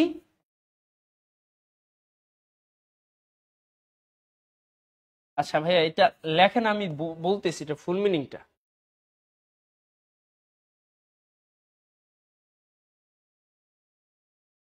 সেতু পারভিন লিখছেন পরান, আয়েশা ইসলাম লিখছেন বেলা বোস, এবার বেলা বোসের মধ্যে চলে গেছে। রিয়াদ আহমেদ, সৈয়দ রিজওয়ান হাসান বেলা। হ্যাঁ, তো দেখেন আসিয়েছেন স্যার যুক্তরাজ্য, ইউকে, ইউএসএ, ব্রিটিশ, কোনটা কোন দেশে লেগে যায় একটু বুঝিয়ে দিবেন? আচ্ছা আমরা বুঝিয়ে দেবো একদিন, আজকে বুঝাইতে গেলে টাইম লাগবে। এখন দেখেন ভাই, ফুল মিনিংটা খুব ভালোভাবে জানেন। বেলা হচ্ছে বাংলাদেশ এনভায়রনমেন্টাল লয়ার্স। ভাই লয়ার্স মানে কি? আইনজীবী, তাহলে আইনজীবীদের সংস্থা। এখন বলতে পারেন যে পরিবেশ বিষয়ের সংস্থা, এনভায়রনমেন্টাল সংস্থা, এটা তো বুঝলাম, তাহলে আইনজীবী সংস্থা এটা আবার কেমন না ভাই? এনভায়রনমেন্টাল সংস্থা এটা তো বুঝলাম পরিবেশ নিয়ে কাজ করে, আইনজীবী আবার ঢুকছে কেমনে? আচ্ছা, বেলার কাজ হয়েছে, আপনি যদি দেখেন কোথাও কেউ পরিবেশ ধ্বংস করতেছে, তখন আপনি বেলারে যদি জানান, বেলা গিয়া আদালতে মামলা করে দেবে। মানে আইন বিষয়ে, এই পরিবেশ বিষয়ে যত আইনগত সাপোর্ট লাগে কে দিবে বলেন তো? বেলা দিবে। কারণ এইখানে এই সংস্থার যারা মেম্বার সবাই আইনজীবী, সবাই ব্যারিস্টার, সবাই বড় বড় লয়ার্স। এদের নিয়ে একটা সংগঠন। যেমন 90-এর দশকে বাংলাদেশে যখন এই ঢাকা সিটি কর্পোরেশন নির্বাচন হয়, এই নির্বাচনে যে নির্বাচনী প্রচারণা করতে গিয়ে পরিবেশ ধ্বংসের অভিযোগ পাওয়া গেছে, বেলা গিয়ে আদালতে কেস করছে যে নির্বাচনের কারণে বাংলাদেশের পরিবেশ হুমকির মধ্যে পড়তেছে। নির্বাচন কমিশন এই নির্বাচনের যেই সিকোয়েন্স গুলো এগুলো চেঞ্জ করতে বাধ্য হয়েছে। আবার সুন্দরবনে বাংলাদেশ সরকার অনেক স্থাপনা করতে চাইছিল, বেলা গিয়ে আদালতে মামলা ঠুকেই দিয়েছে যে সুন্দরবনে যদি এভাবে হয় তাহলে পরিবেশের নষ্ট হবে। এই সেন্ট মার্টিনে যে যাইতে পারে না, এটা কার জন্য বলেন তো? বেলার জন্য। হ্যাঁ সেটাই বলবো। তাহলে বাংলাদেশের পরিবেশ রক্ষার জন্য যে আইনগত সাপোর্ট কারা দেয় বলেন তো? আন্তর্জাতিক সংস্থা, আন্তর্জাতিক বহুত পুরস্কার পাইছে। না বাংলাদেশে আরো আন্তর্জাতিক প্রতিষ্ঠান আছে। আমরা ওই যে সংগঠন, এই বাইরে কথাগুলো বলতে সব আমরা সংগঠনে পড়াইছি, আবার সংগঠনটা আসবে, মানে যাদের পড়াইছে তারা তো পাইছে, ঠিক আছে? তাহলে বেলা, ঠিক আছে? তাহলে এটা কেন ইম্পর্টেন্ট? কারণ এই সেন্ট মার্টিন যাওয়ার যে নিষেধাজ্ঞা, এটা কিন্তু এই আমলে ডক্টর ইউনূস সাহেব আসার পর যে হয়েছে ব্যাপারটা কিন্তু সেরকম না, আওয়ামী লীগের আমলেই হয়েছে। এই 2018 সালে এটা রিলিজ, যদিও বাস্তবায়ন এখন হয়েছে। অনেকে মনে করে যে এই যে বেশি ফালাইছে মনে হয়, রেস্ট্রিক্টেড করেছে। আর ভাই এটা শুরু হয়েছে 18 সাল থেকে, বুঝতে পারছেন? কার জন্য? এই সৈয়দ রিজওয়ান হাসান, এই বেলার জন্য, বুঝতে পারছেন? তাহলে আসেন, তাহলে বেলা পাইলাম, এটা প্রতিষ্ঠা 1992 সাল, প্রতিষ্ঠা। খুব আলোচনা আছে এই সংগঠনটা, মনে রাখেন 1992 সাল প্রতিষ্ঠাতা মনে রাখেন। অনেকে মনে করে সৈয়দ রিজওয়ান হাসান নিজেই প্রতিষ্ঠাতা, না ভাইয়া। প্রতিষ্ঠাতার নাম হচ্ছে মহিউদ্দিন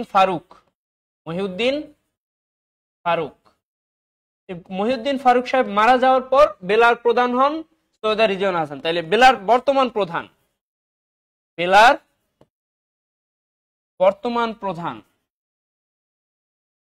প্রধান কে বলেন তো? সৈয়দা রিজওয়ানা হাসান। এই জন্য আরো বেশি ইম্পর্টেন্ট। সৈয়দা আইসেই বলছে পলিথিন নিষিদ্ধ, আইসেই কি বলছে? পলিথিন নিষিদ্ধ। এখন আমি তো বিভিন্ন ব্রাঞ্চে ক্লাস নিতে যাই, ওই দিন ক্লাসে উঠছি, দিনাজপুর যাব, তো এক মহিলা বলতে যে পলিথিন দেন, আরো কোনো 1 মাসে আগে মনে হয়। পলিথিন দেন। সুপারভাইজারে বলতেছে বমি করবো, পলিথিন দেন। সুপারভাইজার বলে যে ম্যাডাম পলিথিন তো নিষিদ্ধ, পলিথিন নাই। ঠিক আছে তাহলে তাই গাড়িতেই মাইরে দিই। বমি করে দিতে একদম গাড়িতে। কারণ উনি তো জানালার পাশেও না যে জানালা দিয়ে মারবে। কিছু লাগবে না, শেষ করে দেবো। তো ব্যাপারটা হচ্ছে এরকম যে পলিথিন নিষিদ্ধের কারণে সবচেয়ে বেশি ঝামেলায় পড়ছে গাড়িতে বমি করা আপুরা, সালাম মারা, বুঝতে পারছেন? এটা শান্তিতে বমি করতে পারতেছেন। তো বেলার বর্তমান প্রধান সৈয়দা রিজওয়ানা হাসান, সৈয়দা রিজওয়ানা হাসান, যিনি বর্তমানে কি, যিনি বাংলাদেশের বর্তমানে কি, বাংলাদেশের পরিবেশ বন ও জলবায়ু বিষয়ক উপদেষ্টা। তাহলে সৈয়দা রিজওয়ানা কোন বিষয়ক উপদেষ্টা? জলবায়ু বিষয়ক। এটা লাগলে আমরা একটু 5-6 মিনিট একটু কপটা দেখবো। তফিকুল ইসলাম স্যার কপ পড়াবেন না? পড়াবো, কপটা একটু টাইম নিয়ে পড়াইতেছিলাম। যাই হোক, আমাদের 8টায় আর একটা ক্লাস আছে, দরকার হলে আরেকটা ক্লাস দিবে এটার উপরে। হ্যাঁ,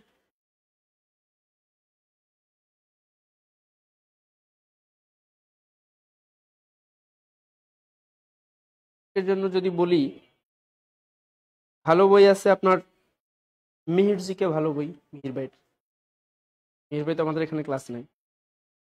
MP3ও ভালো। তারপর আছে আপনার খন্দকার জিকেটাও ভালো, ভালো বই আছে অনেক।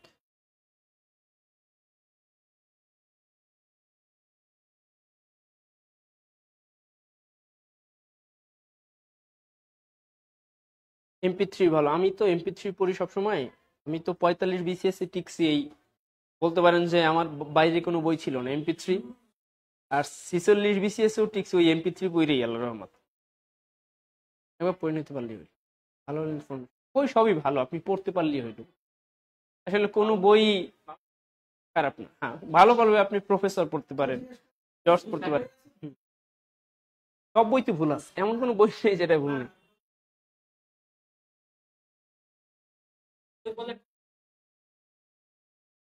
আচ্ছা লেখেন কপটা।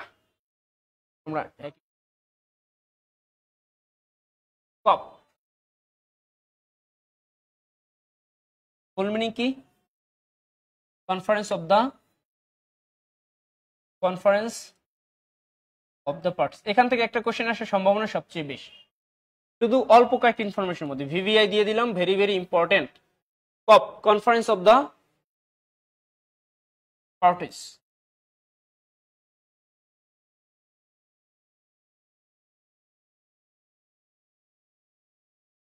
কপ সম্মেলন, তাই তো? কপ সম্মেলনের অপর নাম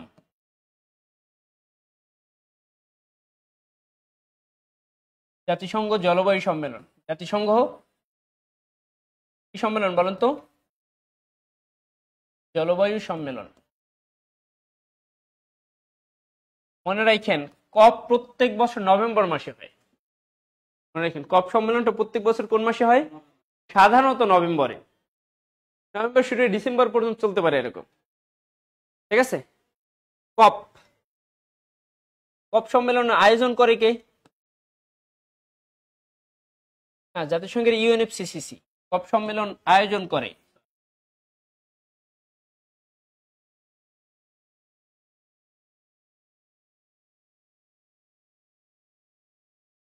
আর একটা ক্লাস নিব না, ক্লাস আছে।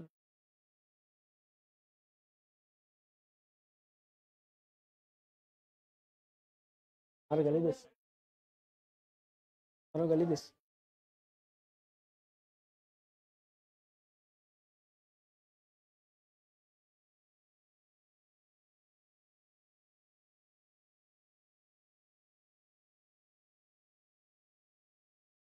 আচ্ছা আচ্ছা,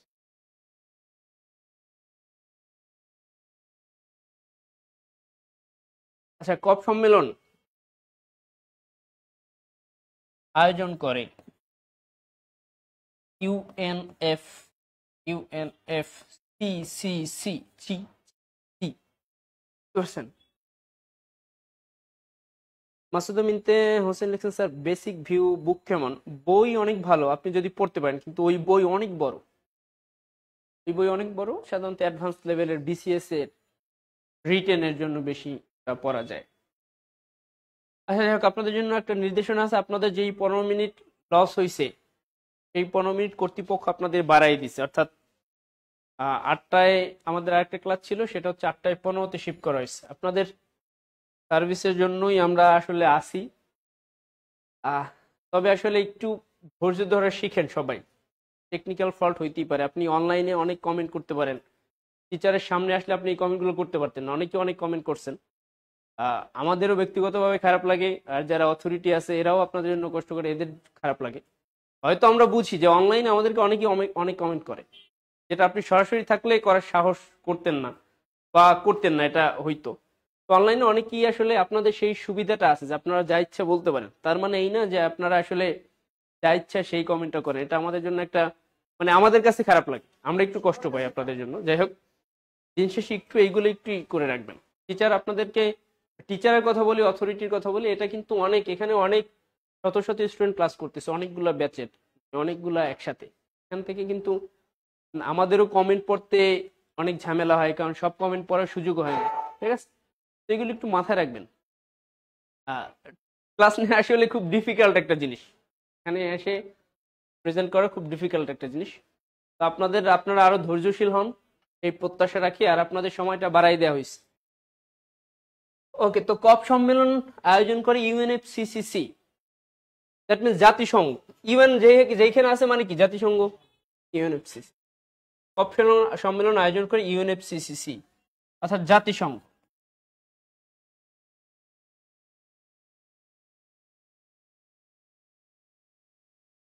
তাহলে সর্বশেষ কপ, এই সর্বশেষ কপ মনে রাখেন, কপ সম্মেলনটা প্রত্যেক বছর সাধারণত হয়, প্রত্যেক বছর সাধারণত কপ সম্মেলনটা হয়, এবং নভেম্বর মাসেই বেশিরভাগ হয়। তাহলে সর্বশেষ এবছর যে কপ সম্মেলনটা হয়েছে তার মানে গত মাসে, আসেন সর্বশেষ কপ সম্মেলন হয়, সর্বশেষ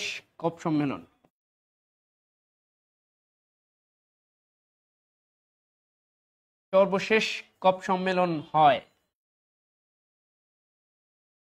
এই যে গত মাসের 11 থেকে 22 নভেম্বর, 11 থেকে 22 নভেম্বর 2024, 2024 সর্বশেষ কপ সম্মেলন। এটা কততম কপ সম্মেলন ছিল? কপ 20 কত বলেন তো? 9। তার মানে এই যে কপ সম্মেলন, সর্বশেষ কপ সম্মেলন ছিল কপ 29, মানে 29তম কপ সম্মেলন। ভাই দেখেন, এখান থেকে আপনি 4-5, এই যে আমরা 7-8টা কোশ্চেন, হ্যাঁ এটা বলবো, এই যে এখান থেকে মাত্র 7-8টা ইনফরমেশন পড়েন, মাত্র 7-8টা। ভাই এখান থেকে একটা কমন পাবেন ইনশাল্লাহ, কারণ এমন কোন রেকর্ড নাই এই কপ সম্মেলনের পর পরীক্ষা হয়েছে আর পরীক্ষায় এগুলা আসে নাই, এরকম রেকর্ড খুব কম। প্রচুর কমন আসছে এখান থেকে। এবং বিসিএস, এমন কোন বিসিএস নাই যে কপ থেকে কোশ্চেন আসে না, কপ হয়ে যায় অথচ কপ থেকে কোশ্চেন আসে না। এবারও আছে কপ 28, গত বছর কপ 28 হয়েছে, তাহলে 46তম বিসিএস আসছে, কপ 28 কি সম্পর্কিত, এরকম চলে আসবে। আর যাই হোক, আকি শিকদার লিখছেন, আচ্ছা জাকির সুলতান স্যার জব সলিউশন কেমন? জব সলিউশন তো আপনি পড়তে পারেন, সবার পড়া উচিত, দেখা উচিত কিভাবে কোশ্চেন আসে। লতিফা হলেন, লতা লিখছেন কারা বলে এগুলা? যাই হোক, মেঘ বৃষ্টি লিখছেন, স্যার ঠিক বলছেন, আকি শিকদার স্যার আপনার ক্লাস আজকে অনেক ভালো বুঝতে পারছি, ধন্যবাদ এত সুন্দর করে বোঝানোর জন্য। আচ্ছা, আয়েশা ইসলাম লিখছেন কপ 29 মানে কি? ইসলাম প্রতিষ্ঠান 1992 সাল, হ্যাঁ। যুক্তরাষ্ট্র জলবায়ু বিষয়ক আইন তৈরি করে না, যুক্তরাজ্য করে। তানিয়া স্যার, বলা যত সহজ করাটা অত সহজ না। ওকে, এরপর আব্দুল মান্নান ভাই 26 তারিখ ভর্তি, কোনো ব্যাপার না, সব ক্লাস পাবেন। জুবার জিকে বই কেমন? ভালো, সব বই ভালো ভাই, আপনি পড়তে পারলেই ভালো। কোয়ালিটি ইম্পর্টেন্ট, কোয়ান্টিটি না, এটা মাথায় রাখবেন। অনেক বই পড়ে আপনি টেবিলে সাজায় রাখছেন, এটা ইম্পর্টেন্ট। আমি প্রথম বিসিএসসি টিকছি আল্লাহর রহমতে, অনেক ভালো রিটেন দিছে, আল্লাহ চাইলে ভালো কিছু হবে। তো 46 বিসিএসসি ওই নোট থেকেই টিকলাম। এখন ব্যাপারটা হচ্ছে আমার সব বই একটা, অনেক সাবজেক্টের বই আমার নাই, যেমন সুশাসন ও নৈতিকতার কোনো বই আমার নাই, বুঝতে পারছেন? ঢাকা বিশ্ববিদ্যালয়ে পড়ার সুবাদে এবং বিভিন্ন সময় ক্লাস নেওয়ার সুবাদ হচ্ছে বেস্ট ইন্টারেস্ট আমার আইআর, ইন্টারন্যাশনাল রিলেশনস। আচ্ছা যদি একটা বই বলি তাইলে মিহির জিকেটা বই দেন। মিহির ভাই লেখা, ওনার বইটা ভালো।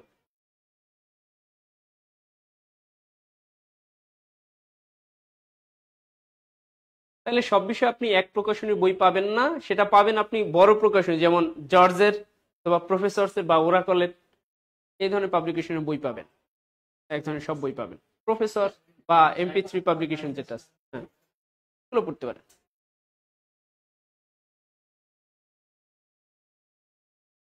জব সলিউশন আপনি তো বিগত বছরের যে কোশ্চেন শুধু, হ্যাঁ জব জব সলিউশন কেনা মানে হচ্ছে আপনার বিগত বছরের কোশ্চেন গুলো পাবেন। BCS থেকে শুরু করে যা আছে 5 বছরের কোশ্চেন যদি দেয় তাইলেই বইটা এত বড় হয়, বুঝতে পারছেন? আচ্ছা জাফরুল হাসান রতন ভাই, স্যার আপনার ক্লাস খুব ভালো লাগে, থ্যাংক ইউ। যাই হোক, আব্দুল মালিক অগ্রদূত ভাই কেমন? ভাই সব বই ভালো, আমি এইটার জন্য বলছি আমার বই সব একটা। আমি মনে আছে আমি ঢাকা ইউনিভার্সিটি 3rd ইয়ারে তখন সৌমিত্র শেখর স্যার আছে না, আমাদের সৌমিত্র ঢাকা বিশ্ববিদ্যালয়ের অধ্যাপক ছিল, এখন ওই যে ময়মনসিংহের কাজী ইসলাম বিশ্ববিদ্যালয়ের ভিসি, ওনার বই আছে বাংলা ভাষা ও সাহিত্য জিজ্ঞেস, ওইটা কিনছি আমি 3rd ইয়ারে, ঢাকা ইউনিভার্সিটি 3rd ইয়ারে যখন পড়ি। তো ওই আর কোনো বই কিনে নেই। ইংলিশ বই আমার একটা মাস্টার কিনছি, ওই মাস্টার আজীবন চলতেছে। গণিতে একটা বই কিনছি, ওইটাই চলতেছে। আমি বই কেনায় বিশ্বাসী না, আমি কোয়ালিটিতে বিশ্বাস। আপনি কি জানেন এটা ইম্পর্টেন্ট না ভাই, আপনি কি জানি না সেটা প্রেজেন্ট করতে পারেন, এটা হচ্ছে ইম্পর্টেন্ট। আপনি জানেন মানুষের জানাইতে পারেন না, তাইলে এর কোনো ভ্যালু নেই। ওকে যাই হোক আসেন। আচ্ছা ইসলাম নিশ্চয় স্যার আপনার SSC কত সালে? ওরে খোদা, এত কিছু জানা লাগবে ভাই। আমার SSC 2015, HSC 17, HSC 17। আমি মূলত BCS এ ক্লাস নেই, বুঝতে পারছেন? আমি তো BCS এ ক্লাস নেই, আপনাদের এখানে জব মেডিসিনের সব ব্রাঞ্চগুলোই আমি ক্লাস নেই মূলত। তো স্বভাবতই স্টুডেন্ট গুলো আমার সব সিনিয়র, আমার থেকে আমার স্টুডেন্ট বড়, বুঝতে পারছেন? এখন আর কিছু বললাম না, আসেন এখন যেটা ইম্পর্টেন্ট সেটা হচ্ছে সর্বশেষ কপ সম্মেলন হয় 11 থেকে 22 নভেম্বর 2024। কোথায়? আজারবাইজানের রাজধানী বাকুতে। আজারবাইজানের রাজধানী বাকুতে। তাহলে এই বছর যে কপ সম্মেলন হয়েছে এটা কততম বলেন তো? 29তম। আজারবাইজানের রাজধানী বাকুতে, বাকু। তাহলে আজারবাইজানের রাজধানীর নাম কি? বাকু। আজারবাইজানের রাজধানী বাকু। তাহলে 29তম কপ সম্মেলন, ভাই মনে থাকবে না, এটাই স্বাভাবিক। আমি বলি, আপনারা বলি, মানুষ মাত্রই অস্বাভাবিক হবে, এটাই কি বলেন তো? স্বাভাবিক। বোঝার চেষ্টা করেন, জিনিসটা বোঝার চেষ্টা করেন। মানুষের মধ্যে একটু পাগলামি থাকবে, মানুষ একটু অস্বাভাবিক হবে, এটাই কি বলেন তো? স্বাভাবিক। মানুষ যদি হইতো স্বাভাবিক, এইটাই তো অস্বাভাবিক। আপনি ভুলে যাবেন এটাই স্বাভাবিক। এখন বেশি বেশি ভুলে যাবেন, কারণ এখন মেমোরি একটু দুর্বল হয়ে গেছে, ছোটবেলার মতো মেমোরি এতটা শার্প না, এজন্য বারবার রিভিশন করতে হবে। রিভিশন ইজ এখানে ভেরি মাচ ইম্পর্টেন্ট। সবচেয়ে বড় ঔষধ হচ্ছে রিভিশন। এবং সাধারণ জ্ঞান তো বলার অপেক্ষাই রাখেন, এটা আপনাকে বারবার রিভাইজ করতেই হবে, যত পারবেন অত পারবেন। তাহলে দেখেন ফাইনাল যে বললাম কপ সম্মেলন, অপর নাম হচ্ছে জাতিসংঘ জলবায়ু সম্মেলন। কপ সম্মেলন আয়োজন করে কে? UNFCCC, জাতিসংঘের একটা সংস্থা। সর্বশেষ কপ সম্মেলন হয়, এটা কততম কপ সম্মেলন? সর্বশেষ কপ সম্মেলন হয় 29তম। কততম? 29। এজন্য এটাকে বলা হয় কপ 29, কপ 29। 21 থেকে 22 নভেম্বর, এই যে গত মাসে 2024 সালে 21 থেকে 22 নভেম্বর আজারবাইজানের রাজধানী বাকুতে। কততম কপ সম্মেলন? আসেন, আচ্ছা লিখবেন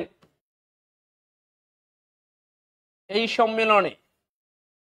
সম্মেলনে প্রধান আলোচ্য বিষয়, যেমন গত BCS আসছে কপ 28 কি সম্পর্কিত? হ্যাঁ সবই তো জলবায়ু, কপ মানে তো জলবায়ু, আলোচ্য বিষয়ের উপর। হ্যাঁ, তাহলে গতটা ছিল আপনার কার্বন নিঃসরণ কম, জীবাশ্ম জ্বালানি ব্যবহার রোধ, জীবাশ্ম জ্বালানি।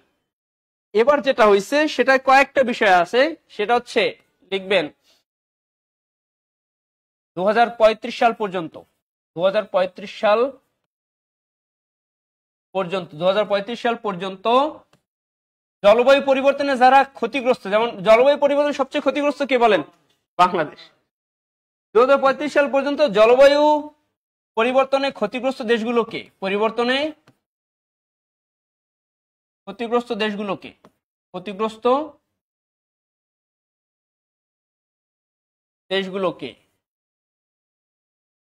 $300 মিলিয়ন। কয় ডলার? $300 মিলিয়ন বা কয় হাজার কোটি বলেন তো? 30,000 মার্কিন ডলার। 30,000 কোটি মার্কিন ডলার না, 30,000 কোটি মার্কিন ডলার। তাহলে একটা ফান্ড কয় হাজার কোটির?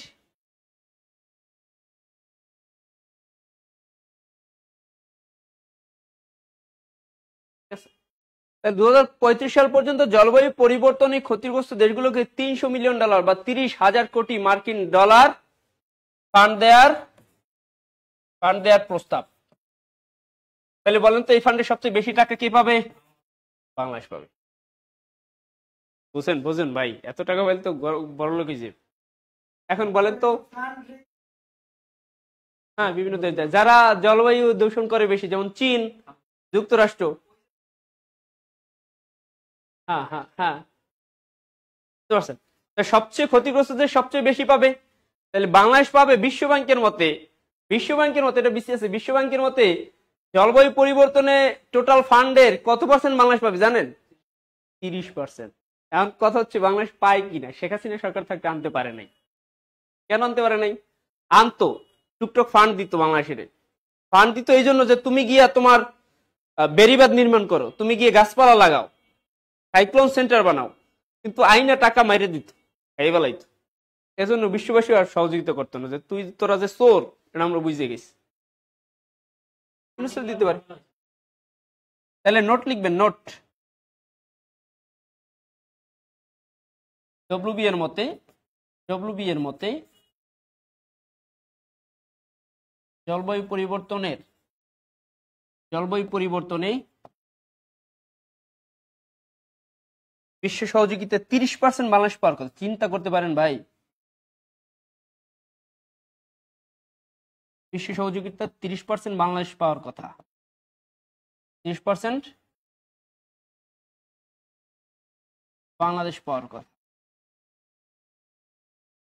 কথা পায় না পায় এটা পরের ব্যাপার, পাওয়ার কথা তো।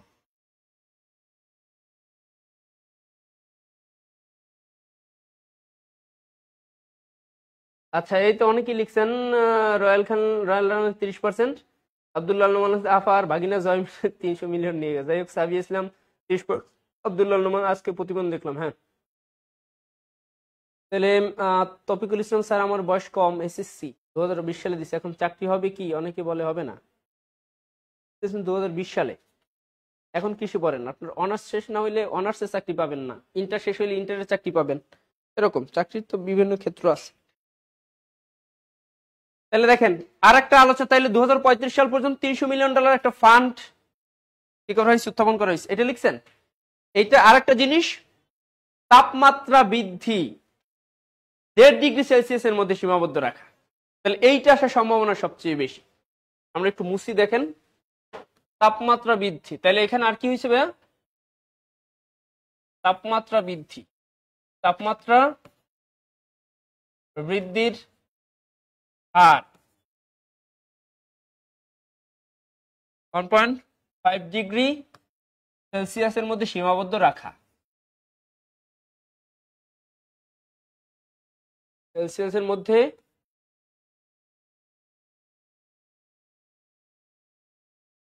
সীমাবদ্ধ রাখা। তাহলে বলেন কোন সম্মেলনে এটা সিদ্ধান্ত হয়?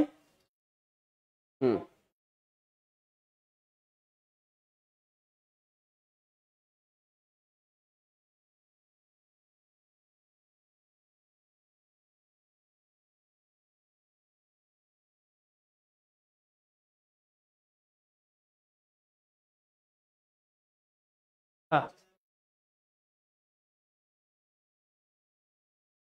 হ্যাঁ, আলোচ্য বিষয়ের মধ্যে প্রস্তাব, এই দুইটা প্রধান, আর্টগুলো আসার মতো না। আচ্ছা, লাস্ট একটা কথা বলবো, সেটা হচ্ছে এই সম্মেলনে এই সম্মেলনে এই সম্মেলনে ডক্টর ইউনূস উপস্থিত ছিলেন 11 থেকে 14 নভেম্বর। 11 থেকে 14 নভেম্বর। ইউনূস তো গ্লোবাল, একজন গ্লোবাল পারসন, তাই না? ঠিক আছে, মানে এখানে নতুন কিছু হবে, স্বাভাবিক না? বাংলাদেশের নেতৃত্বে বাংলাদেশের নেতৃত্বে বাংলাদেশের নেতৃত্বে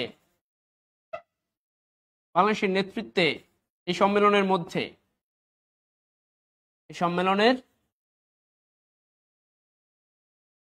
মধ্যে উইথ গ্যাদারিং, দেখেন এইটা আসার সম্ভাবনা বেশি, with gathering to build a new civilization,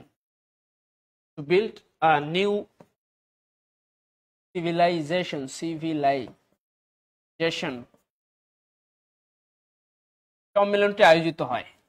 ওর মধ্যে কিছু দেশগুলো নিয়ে, কিছু দেশের প্রতিনিধি নিয়ে বাংলাদেশ এটা আয়োজন করে। সম্মেলনটি আয়োজিত হয় কার নেতৃত্বে? দ্যাট মিন্স বাংলাদেশের নেতৃত্বে। With gathering to build a new civilisation.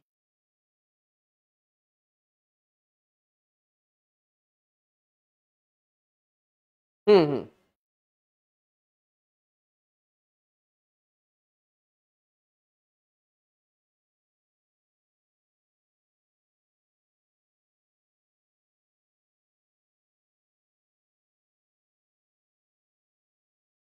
Sir আপনি খুব সুন্দর বোঝান, অনেক ভালোই বুঝতে পারছেন, থ্যাংক ইউ।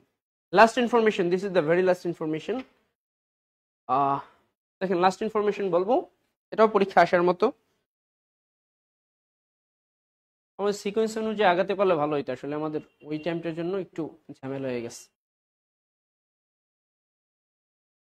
আচ্ছা, এইটুকু লেখা হয়েছে, বলেন এটুকু লেখা হয়েছে কিনা? লাস্ট আর একটা ইনফরমেশন বলো।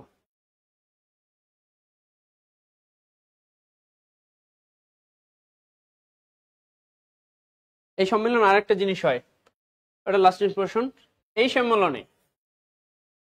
সম্মেলনে বলেন তো, একটু আগে লিখছিলাম বিশ্বের প্রথম কার্বন প্রভাব মুক্ত দেশ কোনটা? ভুটান। এই সম্মেলনে ভুটানের নেতৃত্বে, কার নেতৃত্বে? তাহলে ভুটান যেহেতু প্রথম কার্বন প্রভাব মুক্ত দেশ, ভুটানের নেতৃত্বে 4টি কার্বন প্রভাব মুক্ত দেশ নিয়ে, তাহলে বিশ্ব বলেন তো কার্বন প্রভাব মুক্ত দেশ কয়টা? 4টা। 4টি কার্বন প্রভাব মুক্ত, এই অর্থে একসাথে লিখি, নাইলে আবার 4টি কার্বন প্রভাব মুক্ত, কার্বনের কোনো প্রভাব নাই। এই সম্মেলনে ভুটানের নেতৃত্বে 4টি কার্বন প্রভাব মুক্ত দেশ নিয়ে C0 গঠিত হয়। কি জিরো বলেন তো? C0 জোট গঠিত হয়। এটা আসার সম্ভাবনা অনেক বেশি। এই G0 মানে গ্রুপ অফ জিরো,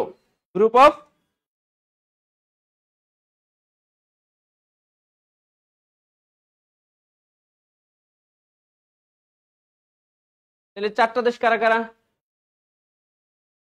4টি দেশ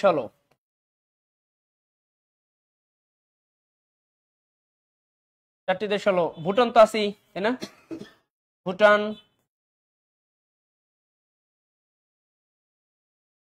পানামা, সুরিনাম, আর হচ্ছে মাদাগাস্কার, আফ্রিকার একটা দেশ, তাই না? মাদাগাস্কার, ভারত মহাসাগরের সবচেয়ে বড় দ্বীপ Madagascar.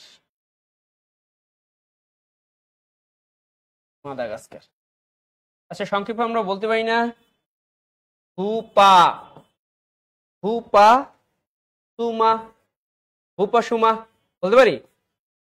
Bhutan, Panama, Suriname, Madagascar, এই চারটা নিয়ে কি গঠিত হয়েছে বলেন তো? G0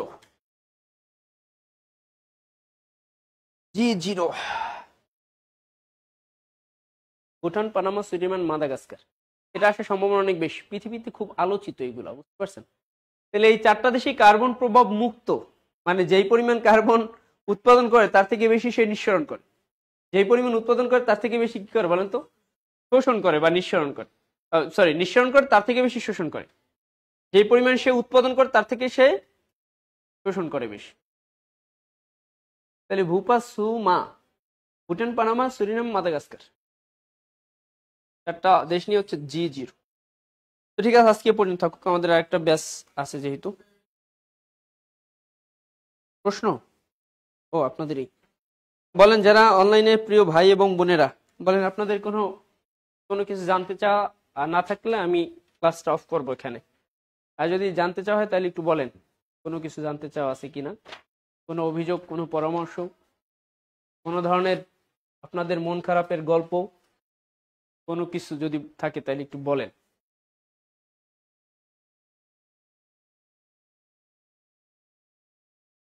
কৃষকদের হচ্ছে থ্যাংকস স্যার লিখছেন, ধন্যবাদ স্যার দলিল ইমাম।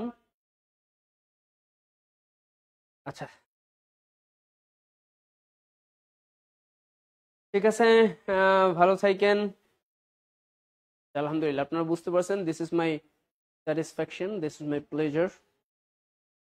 Shahina Khatun, Tanisha Tanjum, okay, thank you, আল্লাহ হাফেজ।